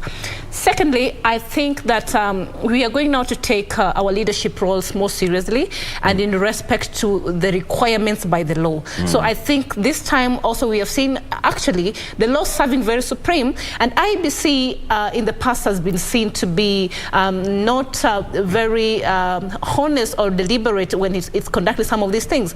And for the first time, we are seeing it coming out and literally doing what it's supposed to do as stipulated in the Constitution and helping to implement those particular articles and clauses. So I think moving forward in 5 years, we are going to see clarity, and we are going to have law-abiding leaders who know that they're not supreme to any constitution. And by the way, I really think like this, Victor. For you to be a leader for 5 or 10 years, you served, and you really knew somewhere inside you'll be vying for a more superior seat, and you're just there somewhere, knowing literally you do not have the qualifications, but you've been gathering support here and there this time, and actually you have people who really had faith in you, and you did not take your time to get the requisite credentials for you to have this, and you literally know that the law is clear about you, your position, and what you should have. And it's not an emergency. It's not an emergency. Then it shows that these leaders, they had something in mind. Maybe they wanted to corrupt the system, or maybe they wanted to cook something. So also that is a question of, what is the mentality of our leaders when it comes to doing things right? Thank you. Exactly. Yeah. Doctor, let's take a break, and when we come back, I'll just get your final word on that, as well as answer this question. This is what the common mwananchi feels, because now it exposes these leaders. It's like a job interview. As a requirement, present your paper. If you're not qualified, you go home. We have got millions of young people who are out there with the degrees. Some of them are looking for jobs that they can't find. And these leaders, quote unquote, allegedly got those degrees, and they have got their lucrative jobs. The same thing local common mwananchi is feeling out there on the street. We'll respond to that after this break, as we also get into the issue of the 50+1 vote. How is it going to pan out in the next 55 days to come? Let's take a break. We'll be right back.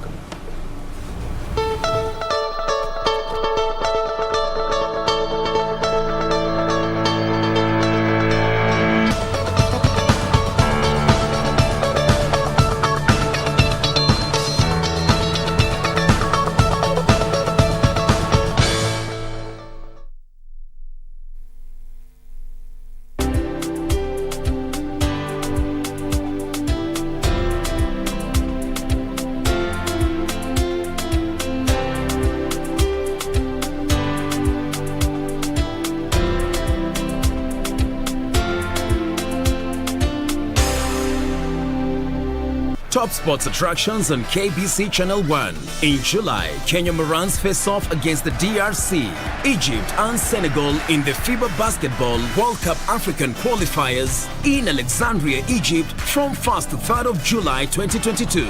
Also in July, Kenya plays South Africa in Rugby League test matches in Nairobi with a return fixture set for October. Still in July, watch the World Athletic Championships from 15th to 24th July live from Oregon, USA as Kenyan athletes seek glory. Followed by the 22nd Commonwealth Games from 28th July to 8th August live from Birmingham, England.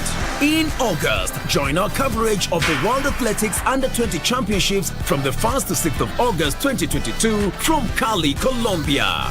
Then, in November, catch the World Half Marathon Championships on 13th November from Yangzhou, China. Now that's what sets us apart as KBC Channel 1, your true sports partner.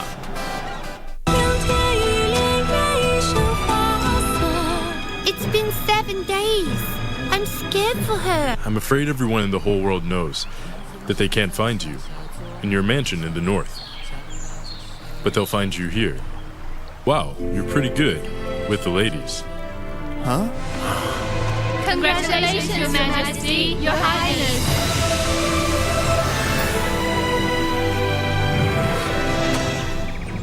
Please inform Echo that I wish to speak with him right now. I suggest you leave.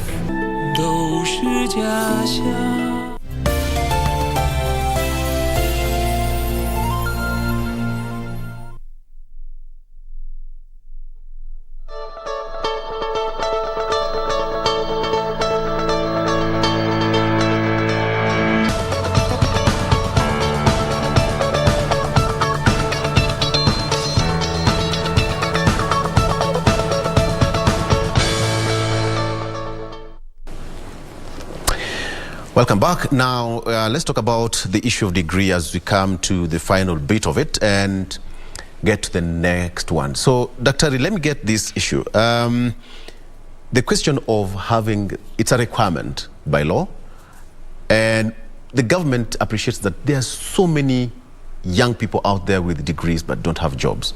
So you can compare what these gentlemen are going through in the hands of IEBC, who is going through the vetting process, vetting them, so to speak. We can equate them to the young Kenyans out there with degrees but have no jobs. They're feeling the pinch as well.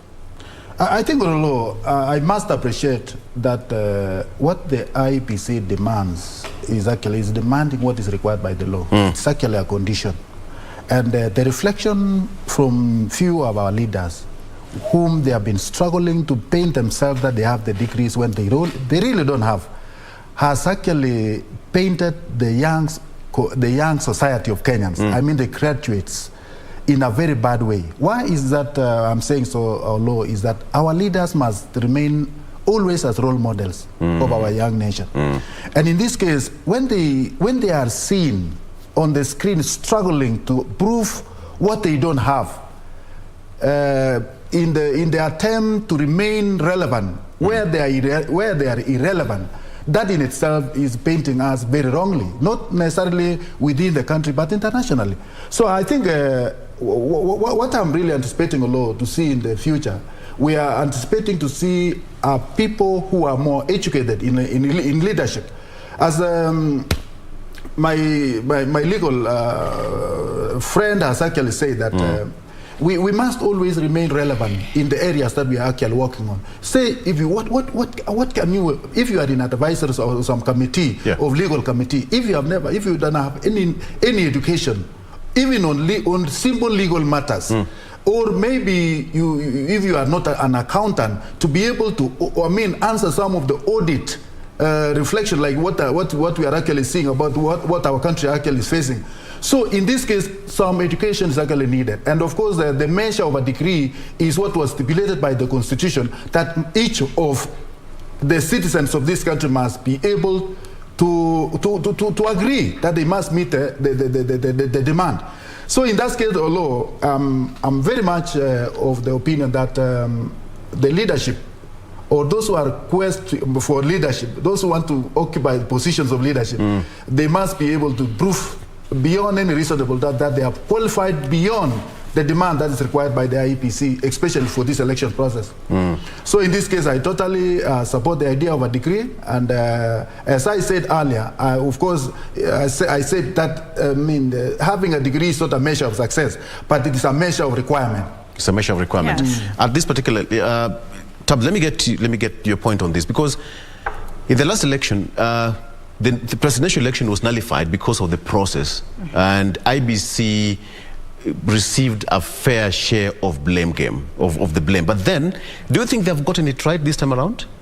I think first of all, they're learning from the past. I think first of all, you should give Daktari maybe another session to tell us about success and education, because he seems to have a first-hand experience, or on that. Maybe can lecture us a bit on that next time.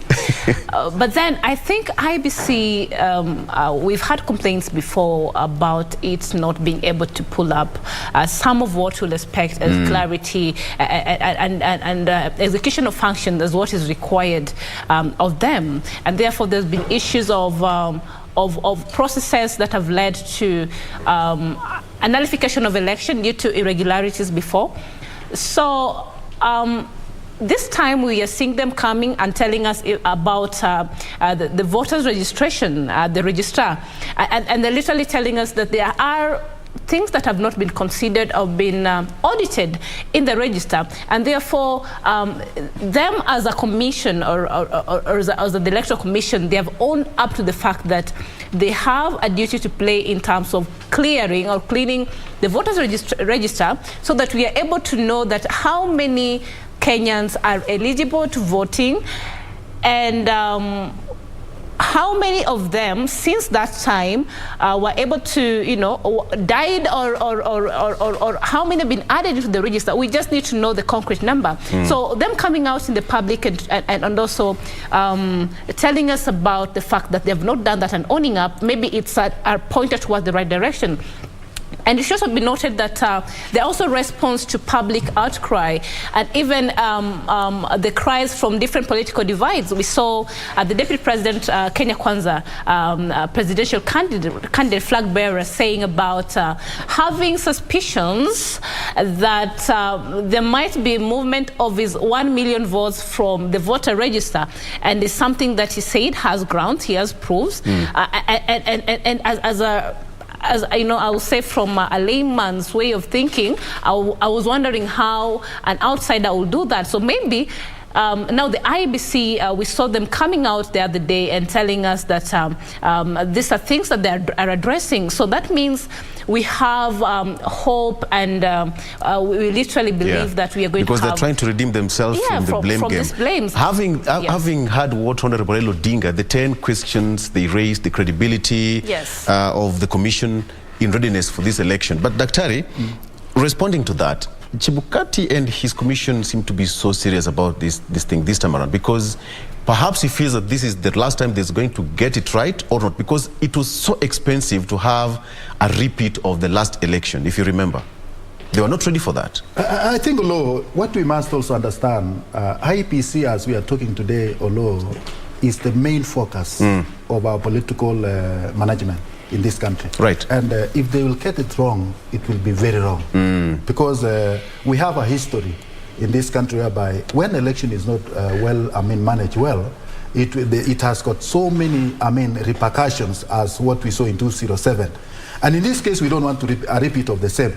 And as well as there was an allocation, although I think the IPC came out very openly that there were some activities which were done by some officers, which I mean they did commit themselves that there was something fishy was being carried out, which of course they promised the country that they are going to correct that mess, and there will be there should be no worry of alarm as on the same. So personally, although much has been said about IEPC, but what I'm seeing, and I have a lot of confidence in the management and then the way they have managed our by-elections. We have seen a lot of success. And in the whole thing, not many people are really complaining, even though His Excellency the Deputy President spoke something about a 1 million movement of some whatever. I mean, he also, accept the fact that the current IPC is actually still very intact, and it is they have done something that should be appreciated by the Kenyans. Personally, I appreciate, and I have a lot of confidence in the IPC as it is now. Okay, so gentlemen and lady, we all agree that as per the law, degree is recommended in this case? Victor, a friend of mine has just seen how, accomplished in terms of education the career is, and the friend is asking, if Dr. is saying that a degree is not is a secondary in terms of success and delivery, then should we also say we should also go to the background and check about this doctorate title? I'm just kidding. In a life. Really? Yes, because they're arguing with the virtue of you going to school and acquiring this. You have an accomplishment in this and that, and then you should be able to appreciate what the system does to an individual. I like that. I must appreciate my concern. And it's valid. It's valid. May God bless you so much. Okay. And then what I'm saying, what I said, the law demands, and that is actually the demand by the law that we need to have a degree. That in itself, at least we have to appreciate that. I really don't dispute that. That's the basic That's what I said. It must be as by that, because I'm not disloyal to the law. But what I'm just saying, a degree is not a measure of success. Success in this case, law. What my mind tells me about those people who have never even acquired a degree. Some of them, they have been successful business people. They have been successful consultants. They have been in their own capacity. So in this case, when I talk about it's relative. It is a relative thing. If the demand for a degree was anything to go by, that means those people would be very poor. Okay.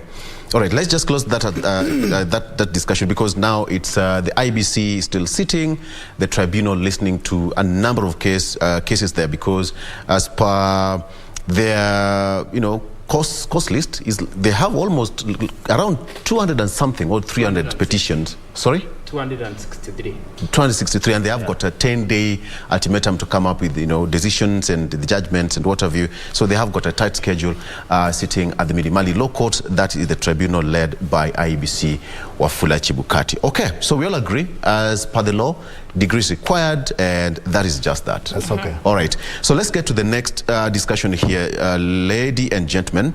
The issue of 50% plus one vote.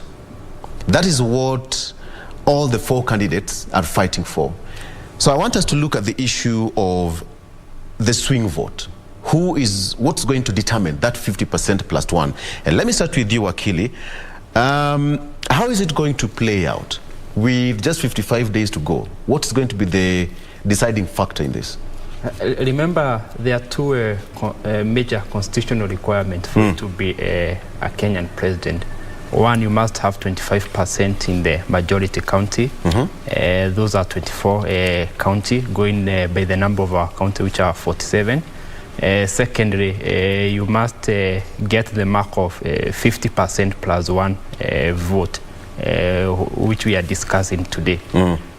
Second, you must know that coming from a point of the swing vote, there are a lot of swing vote in this election. One, even the battleground like the Mount Kenya, but in my own view, the major swing vote or the deciding vote will be the undecided voters. Remember, going by the opinion, the majority opinion poll, we seem to have a 20% undecided voters. That one is totaling to 3.6 to 4 million voters. Remember, we are going into a process in political science that we call voter lock-in.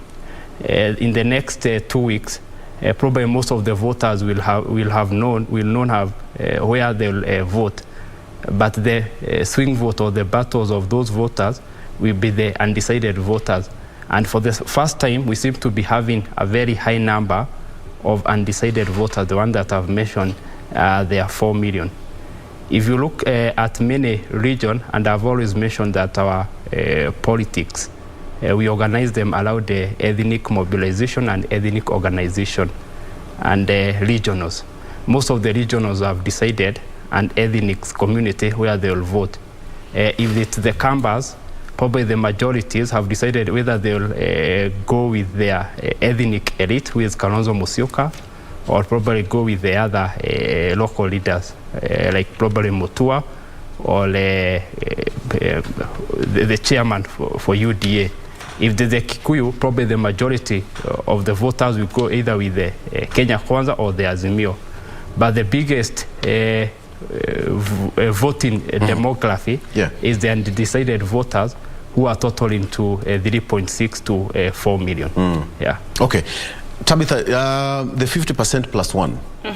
How much of work, first of all, let me get your opening remarks on it, because it seemed to be, basically, again, as required by law, for you to be the president, you must cross that line. Yes, the law is very clear, and you know, the swing vote is very important because it's the decisive. It literally decides a lot in terms of a president winning or taking the day at the end of the day. So it's very important. So what we are seeing as a factor here is our presidential candidates. They're trying to consolidate their strongholds so that they are sure that this point or this area. Vote as a block. Yes, it's a block. Right. We have seen the Right Honourable former Prime Minister Raila Odinga in Nyanza and is trying to consolidate the area. Nyanza has a history of voting for Raila over 80% in the past elections. So his greatest undoing this time maybe will be if the percentage reduces. We have seen the side of Honorable the Deputy President William Samoei Ruto also going to Western Kenya and telling them that, and they're very sure they're going to get 70% of votes from that particular part, which I think is a bit skeptical because there is no formula to that. So we are also seeing that the part of Azimio, the factor of bringing us or putting in a deputy president as one of in his candidature, which is also a boost. I think it's a boost towards the candidature of Raila Amolo Odinga in him being a president. So there is a key factor around that bit of having Honorable Martha Karua as a deputy president, because we have seen the kind of knee-jerk reaction that it has pulled from the other side, and the reaction we have found. And also we have seen in Ukambani, I think it was such a great thing that finally, we have been talking, Victor, on this show, saying that Honorable Kalonzo Musyoka should make up his mind, because we cannot afford to be playing with time, because politics and time is very crucial. So we've seen him making up his mind, and we are very sure that with the support and the kind of leadership we have at Ukambani and in support of Azimio and the coalition, there is something from Ukambani at the end of the day which is very solid. So the swing vote is a very important aspect in determining the 50+1 and even it's 25% in major counties. So it only goes without saying that the campaign strategy and how to consolidate the main areas is something that our politicians are doing, both the Kenya Kwanza divide and the Azimio divide.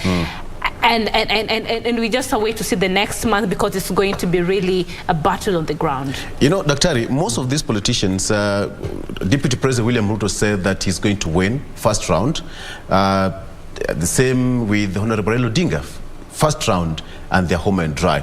But they are also aware of the fact of, you know, the two of the, Tabitha and Wakili can all agree that the swing vote region is the determinant here. Yes. And they all agree that.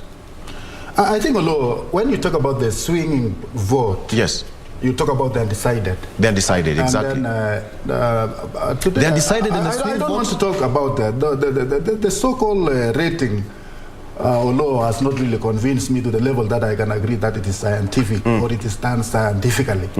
But what I want to agree, although, is that when you talk about a regional bloc, this time around we don't have so much bloc.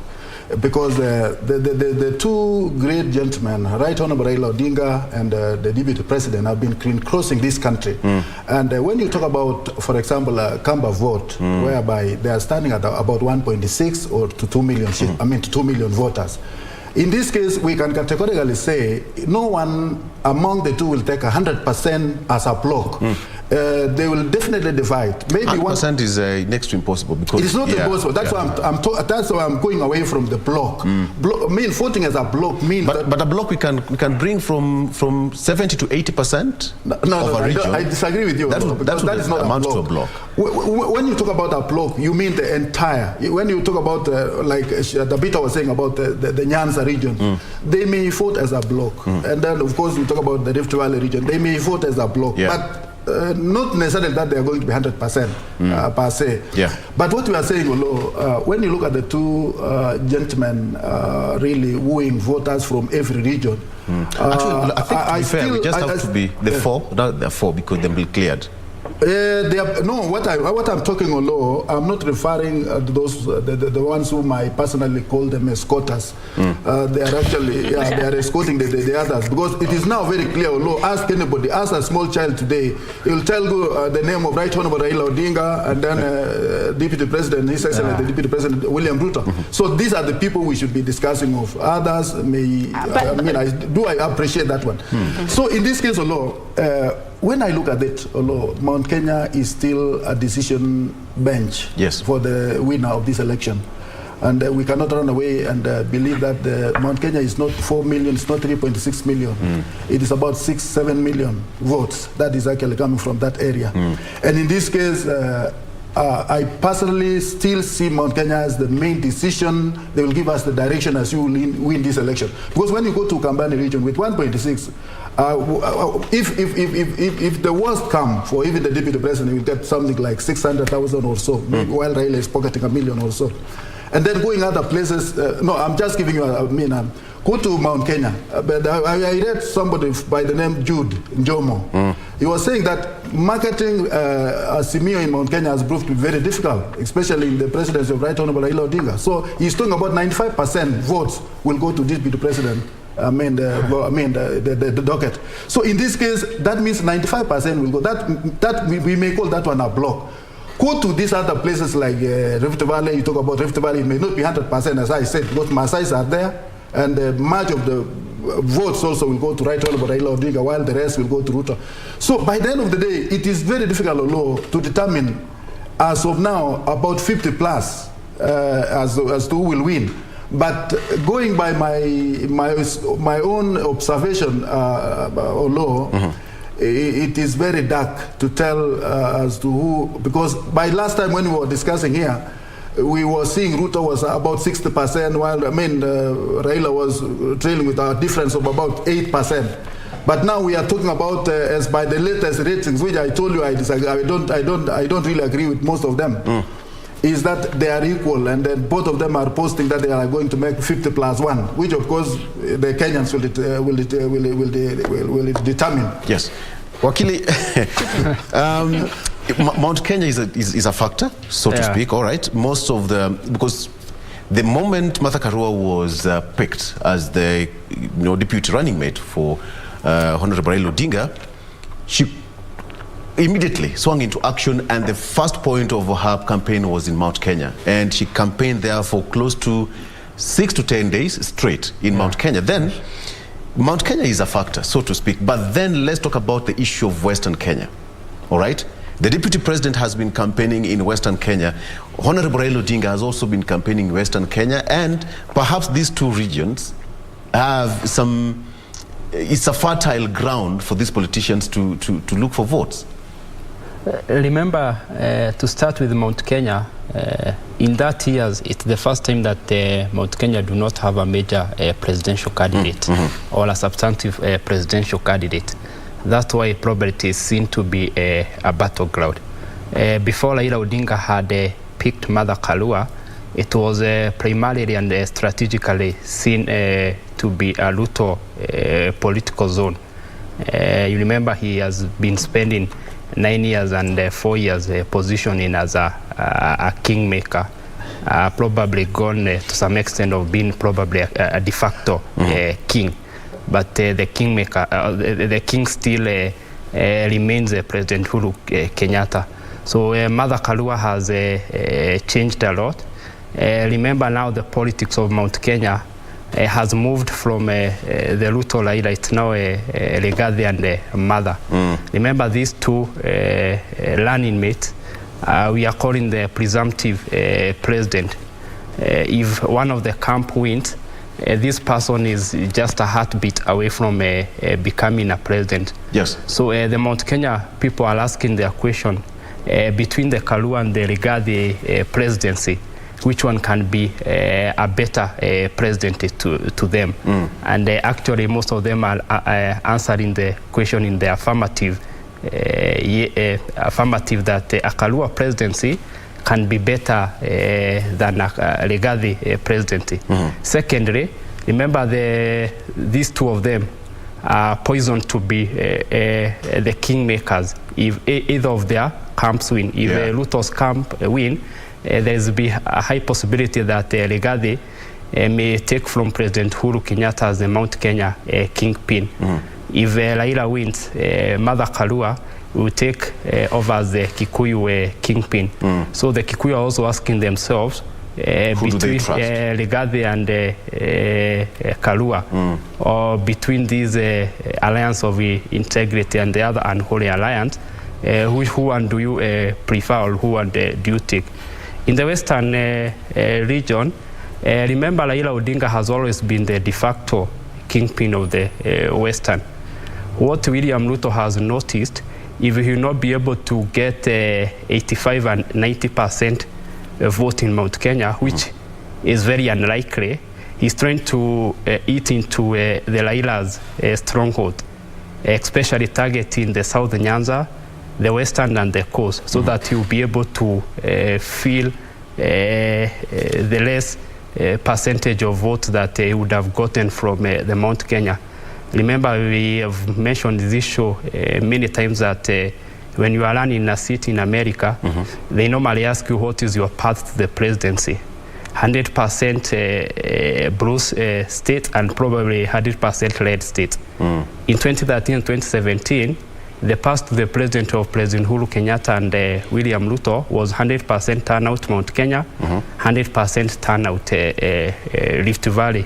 And that seems to have changed. Yeah, that's what the deputy president had planned to begin with 2022 before the handshake. Now that the handshake has come, of course he knows in the Rift Valley he may get probably 85 to 90. So the biggest worry is now the Mount Kenya.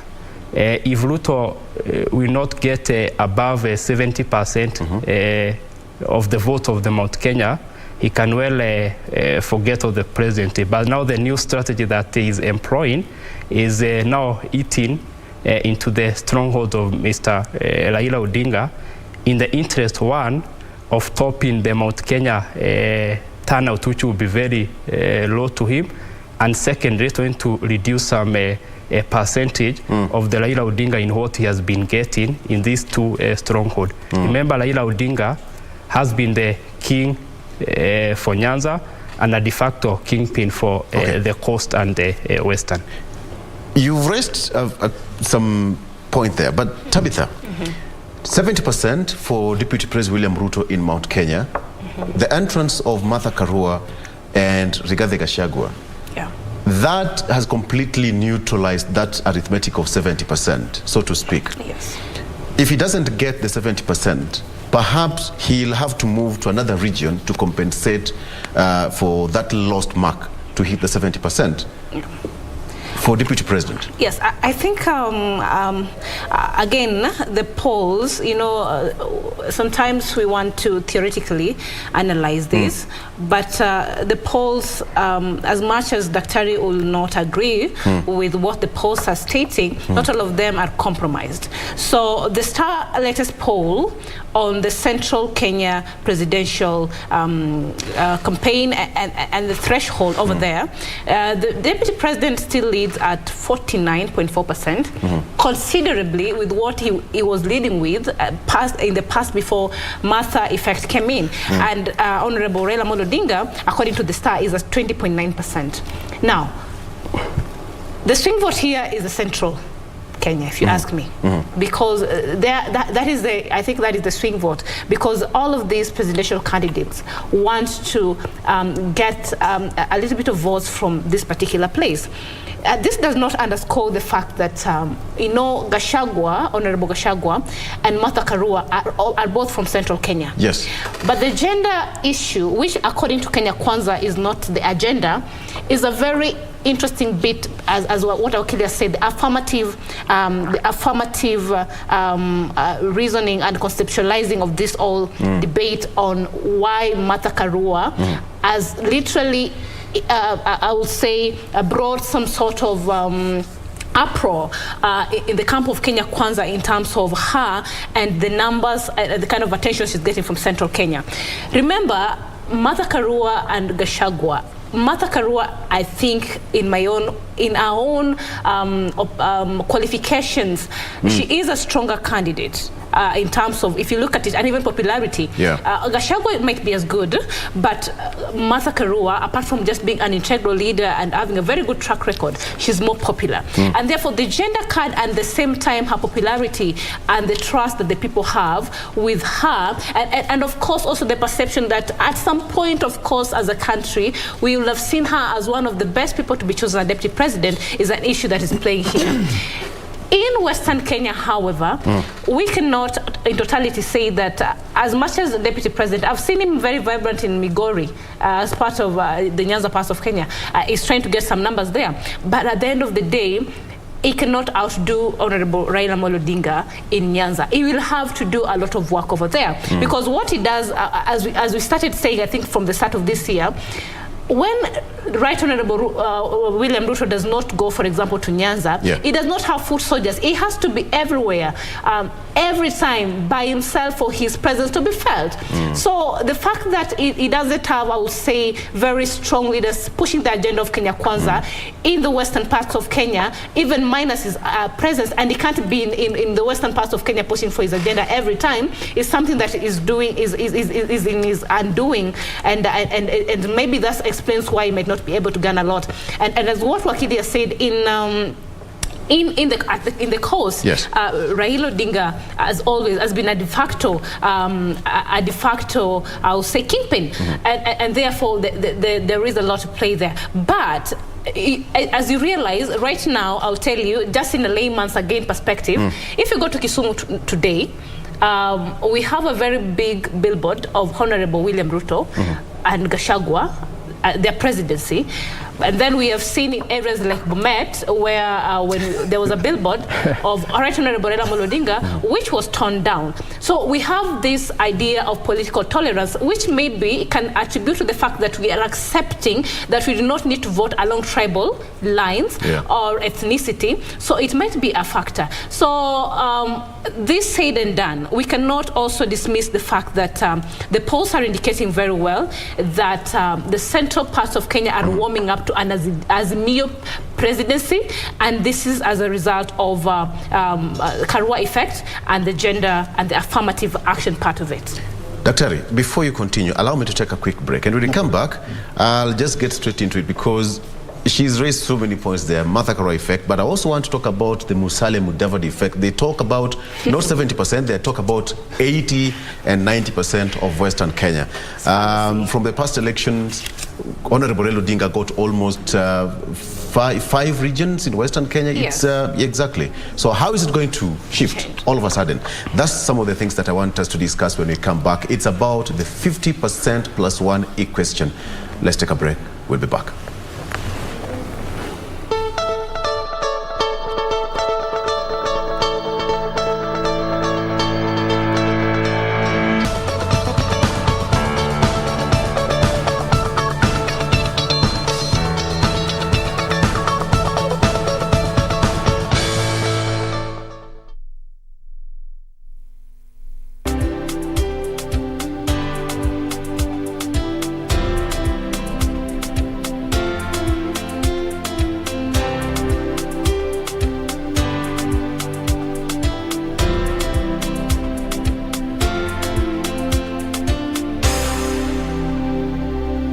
As campaign intensifies for the upcoming general election, what does all this mean for you, the voter?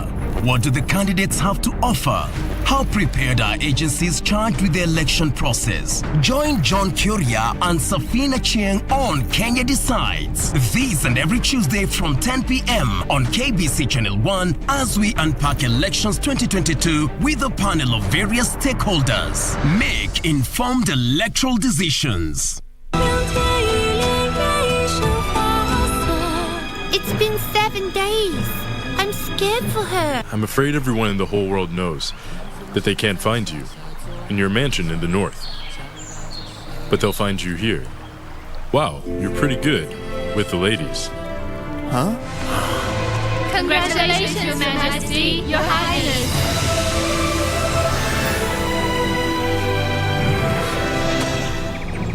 Please inform Echo that I wish to speak with him right now. I suggest you leave.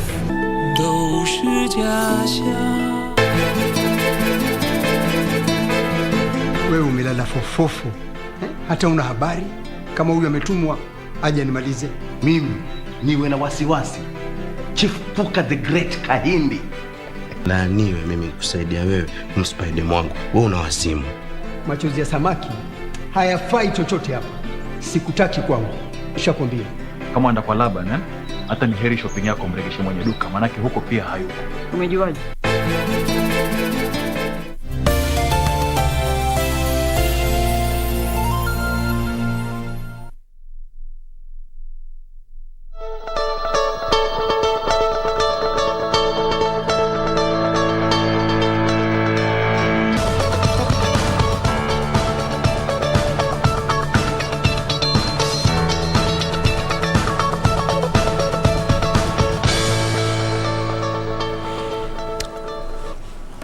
Welcome back now to the last stretch. I have got Dr. Joseph Rotich, Tabitha Gutu, and Wakili Warungubwangi in studio. We are talking about the 50+1 equation. Who is going to cross that line, the magic line? Okay, Doctor, we have got Martha Karua equation. We have got Kalonzo Musyoka, who we are going to talk about shortly. But Central Kenya, you know, we've been talking about this for quite a long time. Honorable Raila Odinga started campaigning in Mount Kenya not too long ago, compared to Deputy President William Ruto, who now is said to have made inroads in the region. And as per what the Star says, that Raila Odinga has 29%, if I get it right, Tabitha, 29%? Yes. To 49% Deputy President William Ruto. He has 20.9%. Right. Yes. That speaks a lot, Dr. I think, although, what I am failing to understand, although, when you look at the politics of Mount Kenya, per se, up to today, those who are in Jubilee, they have not been able to purge their campaign photographs with the Right Honorable Raila Odinga. That really tells you the apathy that is there about the Mzee. So in this case, when you talk that about... could be referred to I don't know. strategy. I don't know. It is not a strategy, although, let me tell you, for those people who are on the ground, the Jubilee people who are now the Asimio, within the Asimio fraternity, they are supposed to be selling Right Honorable Raila on the ground. And the only way you are selling, we are not selling Martha Karua, we are selling the one to become president, Right Honorable Raila Odinga. So to Ruto, we are selling His Excellency the Deputy President, a presidential candidate. When you talk about the deputies, they are not, to me, it is not a big deal as such, even though I must appreciate that the choosing of Martha Karua by Right Honorable Raila Odinga made pluses in that region, because there are those people who are in that, the real supporters of Martha Karua are the ones who are now supporting Right Honorable Raila Odinga. And I don't know whether the percentage can go to that 29% or 2.9, I don't know. Yes. That I cannot explain. But one thing I know, it has made some pluses. Now, when you talk about the Western Kenya, although 70% achievement by those people who are actually put to task, Mudavadi and like Wetangula, it may not be achievable, or it is a tall order. But recently when they were there, the last campaign that His Excellency, the Deputy President was there, they were saying that you gave us a low figure of 70%, that they were ready to deliver 95%. I don't know whether that is political or it is a realistic kind of thing that can be achieved. But all the same, let me take you back a bit. If we talk about the Jubilee government as it is, in the last campaign and the winning, and we talk about the NASA region, so that really tells you His Excellency, the Right Honorable Raila Odinga, must have a big, he has to campaign seriously to occupy the places where he has lost. Yes. Because the former NASA places like now, the coast, you talk about the western, you talk about the eastern, have been invaded by none other than, His Excellency, the Deputy President. He has votes. Like in Western Kenya, 2.1 million voters, registered voters. I strongly believe that both of them will get half-half. And if it will not be half, Right Honorable Raila Odinga will get a little bit higher. But Ruto will have invaded Western by almost half, which was not there during the Jubilee, the campaign last whatever. You go to Western with 1.6 to 2 million votes. Even if Ruto will get 600,000 votes from the Kalonzo backyard, he's still winning because Jubilee was not there even during that time. It was within the target of Right Honorable Raila Odinga. You go to Coast, the whole of Coast province, Raila was the main, the household name in the Coast, but it is no longer the case. Now tell me, Olo, if Jubilee really won by that landslide victory of 1.9 million, where do you think Raila will get that cup to fill in? I'm foreseeing a situation where His Excellency, the Deputy President, will win by almost the 4 million margin. If that is a dream, let it be. Huge. It is huge. That is huge. But I'm reasoning with you, Olo. I'm talking about the former NASA bases where Raila was over-relying. It was his base. Talk about Western. Right. No Jubilee was in the Western. Maybe hardly one or two, if there was any. Go to Western. Go to the Eastern. Kalonzo Musyoka. How many votes did the Jubilee actually got there? It was Raila's. Go to Coast. Now, with the presence of His Excellency Deputy President in most of these places, is it a plus or a negative? Okay. Wakili, we have got 5 counties in Western Kenya. We have got Busia County, Kakamega, Vihiga, Trans Nzoia, and Bungoma County. In the last election, the NASA brigade won in Busia, so to speak. Raila Odinga, who was a presidential candidate, was in Busia, Kakamega, Trans Nzoia, and Trans Nzoia. Jubilee won in Vihiga and Bungoma, which, as at now, the Deputy President is trying to make inroads in Kakamega County and the larger, Kakamega County and Bungoma County to retain those zones, so to speak. But then when you say, based on what Honorable Musalia Mudavadi said the other day, in the local dialect, that they wanted an MCA in that particular region, all right? He didn't want a UDA MCA in Vihiga or in Kakamega County. He wanted an MCA in an ANC party. That tells a lot how the ground perhaps is so slippery for these politicians in general. Remember what Ruto wanted with Mudavadi is to fix him. And I think he had. What do you mean to fix him? To fix him in a way that you bring him in Kenya Kwanza, but you still don't want to do a political zoning in areas that he is perceived to be strong. Remember, we are having even an MCA UDA candidate in primarily what could be seen as Mudavadi County, that is Vihiga. And some of these candidates in Western from the UDA seems to be strong candidates compared to those who are in ANC. Yeah.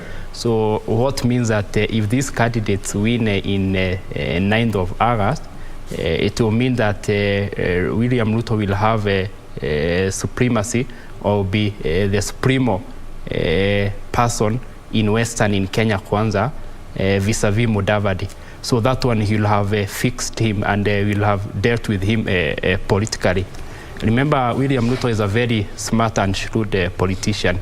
Remember, he took, if you do recall, he took the Rift Valley forcefully from the late President Daniel Moi. Remember, he has been trying to take forcefully the Mount Kenya, but very unsuccessful from President Uhuru Kenyatta. So he's trying to fix Mudavadi and throw away Mudavadi from being a leader in Western. Remember, he's not a kingmaker. He's not a king or a de facto king. He's just a local They're leader. still fighting because when you go to Bungoma, they have Wamalwa there, Eugene Wamalwa. So Ford Kenya, Moses Wetangula in Bungoma. So what is happening is that William Ruto want to be the conspicuous and the visible Western leader in Kenya Kwanza vis-a-vis their locals. And most of the ANC and the Ford Kenya have started smelling and sensing this one. And then in fact, they have started raising their voice. But to compare it from a nationalistic perspective, I think Raila Odinga still remain the Western Supremo or the de facto king, not a real king like he controls Nyanza, but he controls Western and coast. Making a visit to a place 1,000 times does not warrant you to have taken a vote from that side. Ruto has invaded nearly every village in this country, but does not mean that he'll get a last man in those last village votes in Kenya. He has made many visits in Kenya places in the last 4 years, other than doing his constitutional role of deputizing President Kenyatta and assisting this government achieve its legacy. So the real test of the visit that he has made will be on 9th of August, and he will be pretty shocked. Because you've spoken about Vihiga, that is Honorable Musalia Mudavadi, and Western Kenya is divided because of the different regions. You have got different tribes in Western Kenya. That's why perhaps getting that block, that vote block, is still elusive, so to speak. The Mulembe unit is what they call about. When we talk about the Kalonzo effect, who joined Azimio a week or so ago, we've seen them now campaigning together. Tabitha, how is it going to change the mindset of Ukambani? Because we also have the Kamba votes in the coast region who are also following Azimio, as well as Honorable Kalonzo Musyoka. We have got Kalonzo Musyoka back, and Deputy President William Ruto also make different inroads in Ukambani. How is it going to pan out? Is Eastern Kenya still remaining to be a swing vote? Oh, yeah. First of all, Victor, let me weigh in about the Western vote basket. I think the Western, all those counties in the western part of Kenya, they gun up to 2.1 million votes in the national elections. So the task that Honorable Musalia Mudavadi and Honorable Moses Wetangula and the group has is to give 70% of that is around 1.5 million votes. It's elusive. It's elusive. It's not something that you can literally tell me Honorable William Ruto, the Kenya Kwanza coalition, it has to be realistic here, can pull up in one electioneering period. It's elusive. And now, what does this mean for the people of Mulembe community, the block there? If they do not get to give 1.5 million voters don't get to vote for Kenya Kwanza, then it only means that if Kenya Kwanza at all forms the government, then they're not able to vote for the coalition. 1.5 million voters don't vote for them. They're not able to get 30% of the government. Yes. So this also puts them at a very interesting, I would say, or a jeopardizing kind of a situation, because then what is their stake even minus? The national representation. You get it? Yes. So it's more of a buy and sell situation, and it's not very good for the citizens. So then the people of Western Kenya, because of that, I think it brings something on trust, in whom even without us giving, because Remember Wajakoya also. This is not a two horses race, Daktari. Wajakoya has numbers. Honorable Wajakoya, Exactly. he has And numbers. he also hails from Western And I'm telling you, he's really. What number? His effect. He has numbers. He has young people are really. I'm a young person, and I can tell you without a fear of contradiction that the young people who literally are awake to the fact that, and they're responding very well to his manifestos, to his beliefs. And by the way, he's youngish. You know, young people, I always tell you that young people like something to identify with. So he'll get votes from young people, a number of votes, which we cannot just sit down here. Every vote counts when it comes to an election. So is a factor here as well. So in Ukambani, as I said, it's been a prayer that Honorable Kalonzo Musyoka should just make up his mind and join the camp, and finally he did. Remember, we have Honorable Charity Ngilu, whom she commands a very huge following in Ukambani, in a county. We have Kivuda Kivwana. We have now Honorable Kalonzo Musyoka, who is the kingpin of Ukambani. Yes. Even if the deputy president was to make 1,000 inroads there, like what Wakilia said, he's been to every village, and I'll say he's been invading everybody's bedroom, trying to get votes, and that's very nice. It's democratic. But in Ukambani, I think it's very intact. There is something about Ukambani people and how they hold esteem, their kingpins, and the trust they have. So I think he'll get maybe a few votes because he has a few aspirants there who also maybe will get votes, like one friend of mine who is there. But the Right Honorable Raila Odinga will still have the day in Ukambani. Same to the coast, because you can't just tell us that the numbers will change, because literally the polls don't lie every time. Not all of them, as I said, are of course, the deputy president has foot soldiers. We have got Aisha Jumwa. I'm not disputing. I'm not disputing. Down there. Yes. Right. I'm not disputing the fact that he has foot soldiers. You know, in terms of deliverables is what we are talking about. You can have a foot soldier, like what my co-panelists have said. Going to an election and having people turn up. I see the same crowd that turns up for Ruto, Honorable Ruto, when he goes to my, Luanda in Vihiga is near my area. I come from Game in Siaya. Is the same crowd double that turns up for Raila when Raila is around? You get? Yeah. So it's about, I want to see him. He's our leader. It's about now the fact they can see you one-on-one. It doesn't literally translate to votes or anything. So it's about us getting facts as they are and not assuming too much that because you go somewhere and you appear to be popular, then it means literally you are the preferred candidate. Doctor, we've seen Deputy President William Ruto changing tack in his campaigns. Now he's having regional forum, economic forum, so to speak. That is a tack that he's changed all over, because he's saying that this particular election is about changing the economy. Fine. Raila Odinga is also saying that it's about the economy. It's okay. But when you have got the Rigathi Gachagua effect and Martha Karua effect nationally, give me your perspective. I think, although, if we, as my friend said actually, Ruto has made inroads to every village, almost every village, let me say almost to every village in this country. And out of those inroads, he was able to make almost 166 members of parliament, the sitting members of parliament. I'm not talking about those ones too, which are coming now. And out of that again, these are the people who are campaigning for the UDA party on the ground. The reflection of the strength of the party is in its membership. And in this case, when you talk about the inroads that he has made, and that we are assuming that he has made the little way, I don't see that perspective to be right. But what is realistic is what we can see, what we can hear.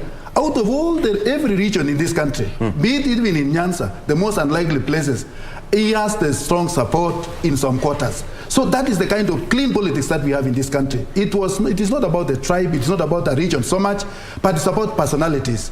That is why we are actually saying when the Right Honorable Raila Odinga actually made up his mind to bring on board Martha Karua, that he made some blusses part of Mount Kenya are now, believing in Raila's presidency because of the mother. And then, of course, Ruto, it is not the first time that he was in Mount Kenya. He was with His Excellency, the president himself.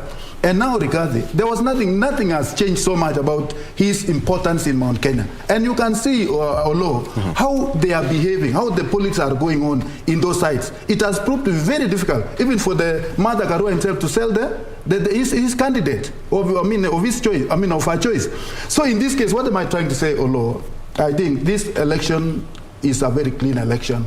And Right Honorable Raila Odinga and His Excellency, the Deputy President, are almost on equal footing in popularity. But we can realistically say this one is ahead of this one. Doctor, we all know how elections in this country is. A crowd does not give you a direct representation at the ballot. All right? According to the Star newspaper yesterday, and you've all said that the Deputy President has made inroads in almost every village, so to speak, what you said, in the country. According to the Star newspaper yesterday, if elections were held today, that was yesterday, Raila Odinga would garner 44.6% and Deputy President William Ruto would garner 38.9%. That's the law. As I told you from the very beginning, the kind of skewed ratings that is happening at the moment is too commercial to be believed. So in that case, when I reason the way I'm reasoning, I'm telling you about the basis of the two gentlemen. What does that tell you? It is not even about the crowd that comes to your meeting. It's about the representations that you can see on the ground. It's about those people who are contesting in the same party. It's about the strength of those people. The same newspaper around 3 weeks ago had Deputy President William Ruto on the lead. This has changed. And they have been carrying that opinion poll. Whether Ruto rated first or rated last, in whichever rating that was done or low, I don't believe in these ratings. That is what I'm telling you. So I'm not saying because Raila is leading, I don't believe. While I was believing the other day, no. What I'm saying, the kind of business that is taking on in the rating process is something that is it is putting Kenyans. It is actually a campaign scheme. That is how I look at it. It is something that is negotiated somewhere. It is something that they want to woo Kenyans to believe in some direction. I don't really believe on those things. Although let me respond to all right. to three issues. Before I come to you, Tabitha. One, we need to contradistinguish between evading and making inroads. What I meant is that William Ruto has evaded every village in Kenya. Inroad in some villages, zero inroad. I know. Secondly, Tabitha mentioned perhaps about getting the difference, evade and make inroads. Tabitha mentioned about Wajakoya.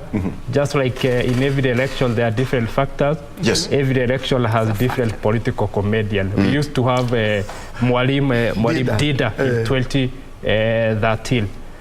Politics is not all about aspiration and excitement. It's all about emotional appealing to the people.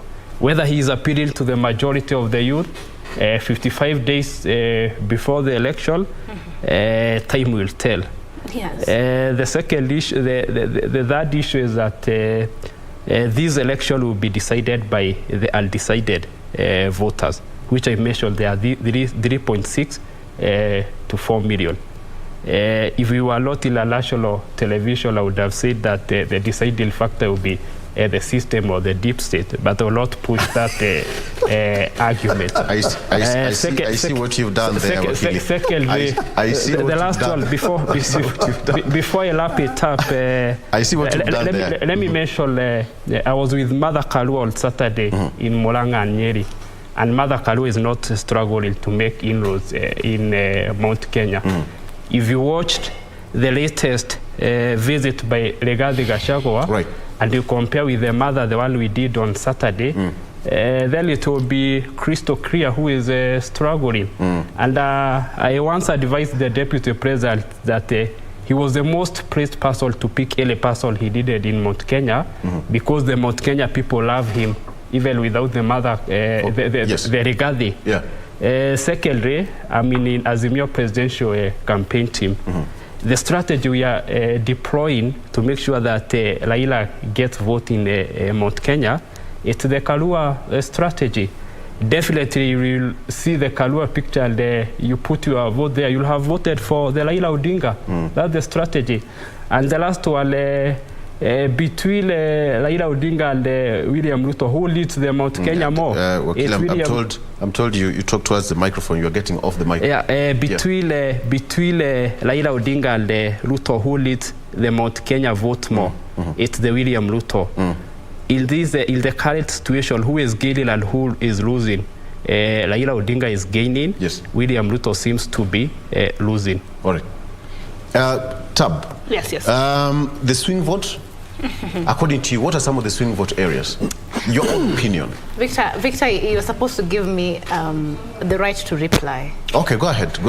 So I think in maybe 30 seconds, first of all, I would like to say the following, that as a country, I like what the Deputy President said. We are very objective in our conversation. It's not about being in the other part of the divide or whatever. At the end of the day, we are Kenyans with very pertinent issues. And I think the economic talks around our candidature is something very significant. But then, what we are seeing right now, I think Azimio launched its manifesto somewhere around last week, Monday.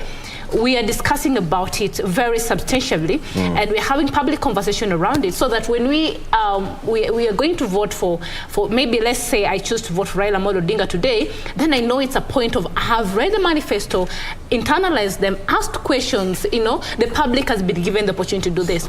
But now, in the Kenya Kwanza divide, they are going to give us the manifesto come June 30th, this month 30th. Now, the biggest I think undoing for Kenyan citizens at this point, even as we want to, because Victor, the biggest question here is how this economic recovery or conversations and what to make better the lives of Kenyans are going to be done is the how. The how is the big question. So when we cannot be able to get these documents and the manifestos in good time, then as citizens, we are not going to be able to, scrutinize these things very well. So as much as we want to have an economic conversations around our politics this electioneering period, it's also important that you tell us what you have, the how, and our stake at it. So Victor, in relation to what we have discussed here today, we are also awake to the fact that as Kenyans, we continue to experience a lot of issues, which I think are at the center in us electing our leaders. For example, we have a budget that was put to us around April this year, and there are contentious issues in that budget. We have a very huge revenue that is supposed to be funding the budget of 3.3 billion estimate of the financial year 2022 and 2023, and revenue collection should be at 2.4 million. Remember, Victor, we are from COVID-19 period where we are still struggling with our businesses, and even as the government says that they have given us access to the loans and the startup capitals, the administration bottleneckness at these particular levels make it so hard for this youth or even the women in business to acquire some of these startup capital and even loans. So when we are being given a 2.4 billion revenue funding to our budget of 3.3 billion, which I think is very, I will say it's our greatest undoing. And we have sectors like the agriculture allocation of its allocation from the previous financial year decreased by around 10 point something percent. And remember, we are talking about escalating food prices, which is an issue, and it's something that this politician or presidential candidate should be dealing with, and the allocation in agriculture decreased. So that means our food prices continue to escalate, and that financial bill that was introduced in Parliament, the Finance Bill of 2022, which suggests that there should be an introduction of VAT of maybe 16% on staple food like maize. These are conversations that we really need to have head on. Which we'll have some other day.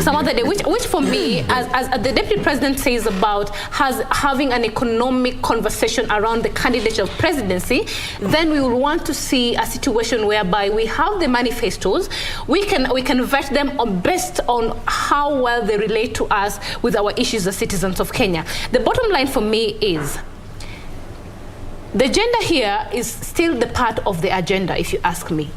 As women of this country, getting one of us to be a deputy president, and it shows how close we are. It's just a click, I'll say a minutes away from maybe us even actualizing us ever having a female president in this country. Is something that we do not take slightly. So believe me, we might have had some women in this country maybe in terms of gender and affirmative conversation supporting the divide of Kenya Kwanza, but because of the Karua effect, the tune is shifting, because even yesterday or the other day, Karua was in Eldoret, and you saw how people turned up, and this is not something we had expected seeing.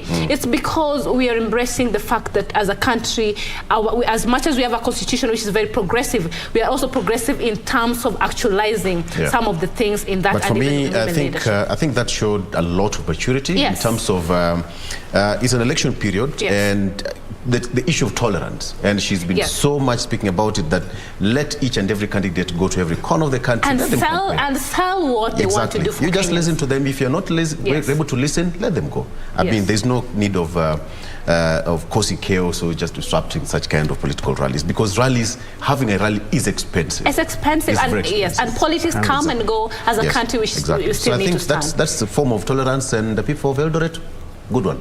Set an example. All right. So let me get to your final remarks here. I'm told that we're running out of time. Daktari, how much of work are the candidates, let me just pick the 4 of them who have been cleared to run, how much of work do they need to put in their campaigns to get the 50% plus one? In 30 seconds, if you can. I think, although the kind of campaign that they have actually put off, there is nothing much that can be changed ahead of us, although towards the election date. Much has been done. Yes. The people have already decided. If there is any vote that has not decided, it is just a very small percentage. So in this case, these people should always pull up their socks and move on, and make sure that every bit of what I'm seeing, although, let me just give a remark of what Kenyans should be expecting. IEPC is excellent. It has its mandate to execute, to make this election actually succeed. Number 2, the so-called state whatever is not true. It is not very true. It's an imaginative thing. We have had by-election law. What the state has been able to provide has been the security, which of course it has already assured the country that there will be proper security during the election, during and after election. So that will be the function of those people we would be perceiving as the deep state. But managing election or voting is actually give to every Kenyan, and that is what will actually determine the winner and the loser in the next election. It is the Kenyan people. Thank you, Dr. Kenyan people. Yes, Wakili. Campaigns are getting to their full gear. Politicians are marketers of their ideas. So it's upon these 4 individuals and their deputies, their inner cohorts, and their strategies to get the best strategies. Remember, I normally say that the last strategy will be employed on 9th of August, which is making sure that you have all people getting to vote. We normally call it a strategy of having the last person in the last village voting for you, what the American normally call a go out and vote. All right, thank you for that. Tabitha, 20 seconds kindly. I think in my 20 seconds, I would like to wrap up this in this way, that as Kenyans, we are awake to the fact that this electioneering period is very important to us. But at the same time, we need leaders whom are progressive in terms of ideas and what they want to put forward. And for the first time, I think that for those who have been in power, their track record should speak. And if somebody has been in power for around 10 or something years, very close like this, and they've not been able to implement some of key things, then the big question we should be asking ourselves, what is the miracle, or what can they pull up at this particular period of time? But above all, let us be tolerant. Let us support women who want to be elected as leaders and be peaceful, because it's an election that will come and go, but Kenya will remain standing, and it should be politics of objectivity that will make Kenya grow and our economy recover from what we have seen before. That is the perfect way to conclude that discussion. Ladies and gentlemen, thank you so much. Dr. Joseph Rotich, political analyst, Tabitha Ogutu, governance expert and political analyst, and finally we have got Warungu Mwangi, who is an advocate of the High Court. Thank you so much for gracing this particular show. We are done, but I felt like we should continue. In fact, we were saying that we should do until 10. No. All right. Thank you so much for gracing the show, and you as a viewer for being a part of this particular show. And that's where we wind up. Good morning, Kenya, on behalf of my colleagues and the entire crew. See you tomorrow and have a good day ahead. Bye-bye.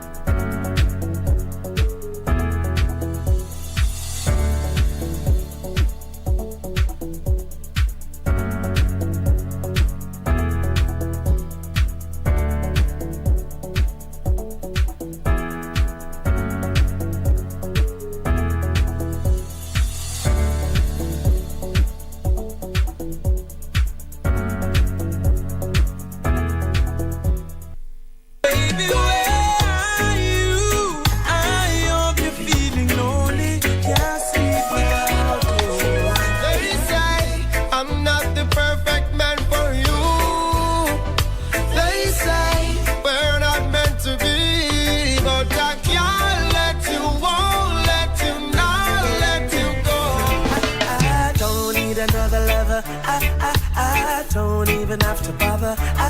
I found it in you. And now I feel like, oh, you're the reason why I'm thinking I don't wanna smoke all the cigarettes no more.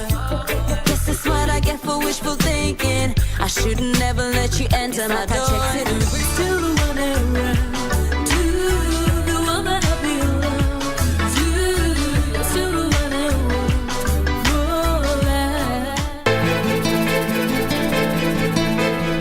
Wewe umelala fofofo, hata una habari kama huyu ametumwa aje animalize. Mimi niwe na wasiwasi. Chief Puka the Great Kahindi. Laaniwe mimi kusaidia wewe mspaide mwangu. Wewe una wasimu. Machozi ya samaki hayafai chochote hapa. Sikutaki kwangu. Nishakwambia.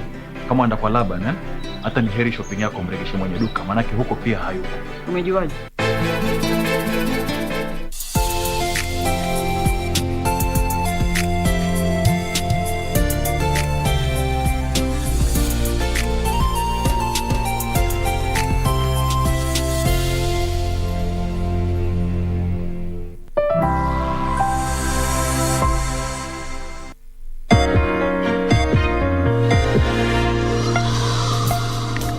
Hii ni Mitikasi leo, makala kutoka BBC yaliyomo.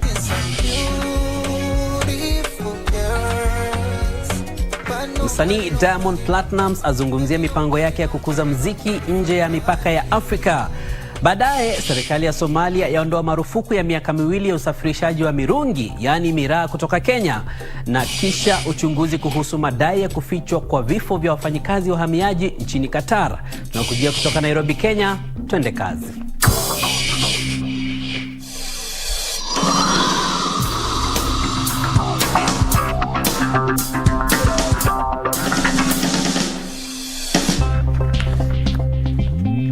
Dakta, karibu katika habari za biashara zinazokuhusu, uchambuzi wa kina na mahojiano. Mimi ni Peter Mwangangi. Iwapo wewe ni mwanamuziki, njia moja ya kuhakikisha sanaa yako inatamba zaidi ni kujiunga na lebo yenye tija. Baadhi ya lebo kubwa duniani za muziki kama vile Universal, Sony, Virgin na Warner Music zimekuwa zikiwekeza katika wasanii na muziki wa Afrika. Hii imesababisha muziki wa bara hili kutambuliwa zaidi duniani. Licha ya kuwa baadhi ya wasanii huhitajika kubadilisha mtindo wao kwa kiasi fulani. Wanafanya hivi ili kunufaika na ukuaji wa soko la muziki, hasa katika mifumo ya kidijitali. Watu wanaosikiza muziki mtandaoni walifikia watu milioni 523 mwaka jana, huku thamani ya muziki uliorekodiwa hapa barani ikifikia dola milioni 70. Hii ni ongezeko la karibia 10% ikilinganishwa na mwaka uliotangulia. Je, muziki wa Afrika unadunishwa huku wasanii wakipambana kujitambulisha duniani?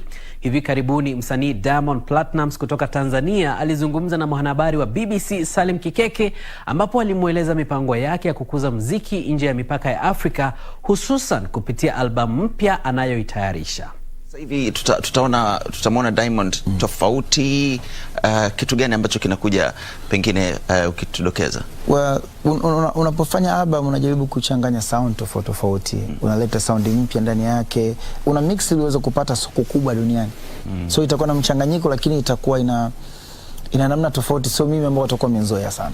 Kuna wasanii wengine ambao umewashirikisha. Yes. Unaweza kutuambia kina nani? Yes, nimeshirikiana na wasanii wengi kutoka ndani ya Afrika, nje ya Afrika. Though najua kuwataja wote na kwa sio vizuri, lakini baadhi ya watu mbalimbali. Jina moja kubwa. Sio majina mengi makubwa za kusema, najua bado tujamaliza, lakini nimefanya wasanii wakubwa wengi mbalimbali sana.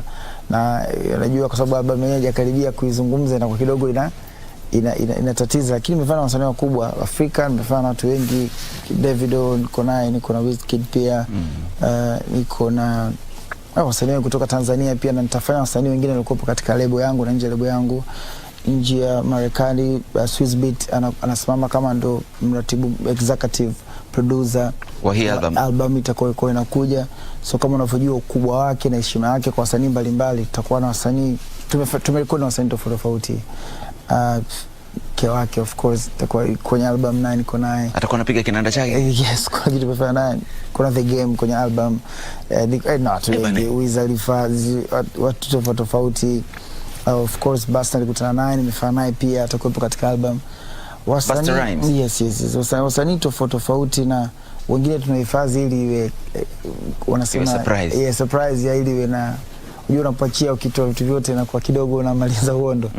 Lakini lengo lilikuwa kushikanisha muziki wetu na muziki wa nje, alafu kufanya kuona ni namna gani tunazidi kuingia kimataifa zaidi. Zaidi wasanii tunatakiwa kujua kitu gani tunatakiwa tufanye ili kuweze kupenetrate katika soko la kimataifa, kwa sababu sio muziki unaoimba au kupendwa sana nyumbani ndio utapendwa huko. Takupa mfano. Mimi nimefanya katika EP yangu kuna nyimbo kama nawaza ukizungumza nyimbo nyumbani, yani ni nyimbo ilivyotoka tu namba 1 hapo. Nyimbo kama nimefanya Zuchu Mtasubiri imetoka mpaka sasa hivi uko nashika namba 1. Lakini ni nyimbo ambazo hizo utazikonka katika soko la Kiafrika Mashariki, labda na kati. Ila ukiingia katika platforms makubwa yanauza sasa, unajikuta kimataifa, unajikuta nyimbo kama za kina Wanda, kina Freshi, kina Melody, so unatakiwa mtu mjanja kwenye kutunga tenzi zako. Na hapo sasa, kwa sababu wewe umefanikiwa kuweza kufanya hivyo, wanatakiwa wafanye nini? Wafikirie vipi kuweza kuingia katika soko la kimataifa? Wewe umepenyaje? Nafikiri wanatakiwa kufanya researches ya kujua watu wanataka nini wakati gani. Hicho ni kitu kikubwa. Kuna wakati inabidi ufanye kitu ambacho hata hukipendi, lakini ni soko ndo linahitaji pengine. Kwa sasa tutupie macho taarifa zingine za biashara kutoka hapa na pale. Serikali ya Somalia imeondoa marufuku ya miaka 2 ya usafirishaji wa mirungi, yaani miraa, kutoka Kenya kufuatia mazungumzo ya kidiplomasia kati ya Rais Uhuru Kenyatta na rais mpya wa nchi hiyo Hassan Sheikh Mohamud. Safari za ndege za moja kwa moja kati ya nchi hizo mbili zitaanza tena kuanzia Jumanne ijayo. Somalia ndio soko kubwa zaidi la kuuza mirungi kutoka Kenya. Kenya imeweka tozo mpya kwa mayai ya kuku kutoka Uganda. Wafanyabiashara wanaouza kuku na mayai sasa wanatozwa shilingi 70 za Kenya au senti 60 ili kupata idhini ya kuingiza mayai yao nchini Kenya. Haya yanajiri miezi 6 baada ya Kenya kuondoa marufuku dhidi ya kuku na bidhaa za kuku kutoka Uganda. Rais Macky Sall wa Senegal anatarajiwa kukutana na Rais Emmanuel Macron wa Ufaransa, ambapo anatarajiwa kumrai kuongoza juhudi za kuondoa vikwazo dhidi ya Urusi. Sall, ambaye pia ni mkuu wa muungano wa Afrika AU, amesema Afrika itakuwa katika hali mbaya sana ya njaa iwapo mauzo ya nafaka kutoka Ukraine hayataanza tena. Hii ni Mitikasi leo kutoka BBC, tutakaangazia hivi punde uchunguzi kuhusu madai ya kufichwa kwa vifo vya wafanyikazi wahamiaji nchini Qatar.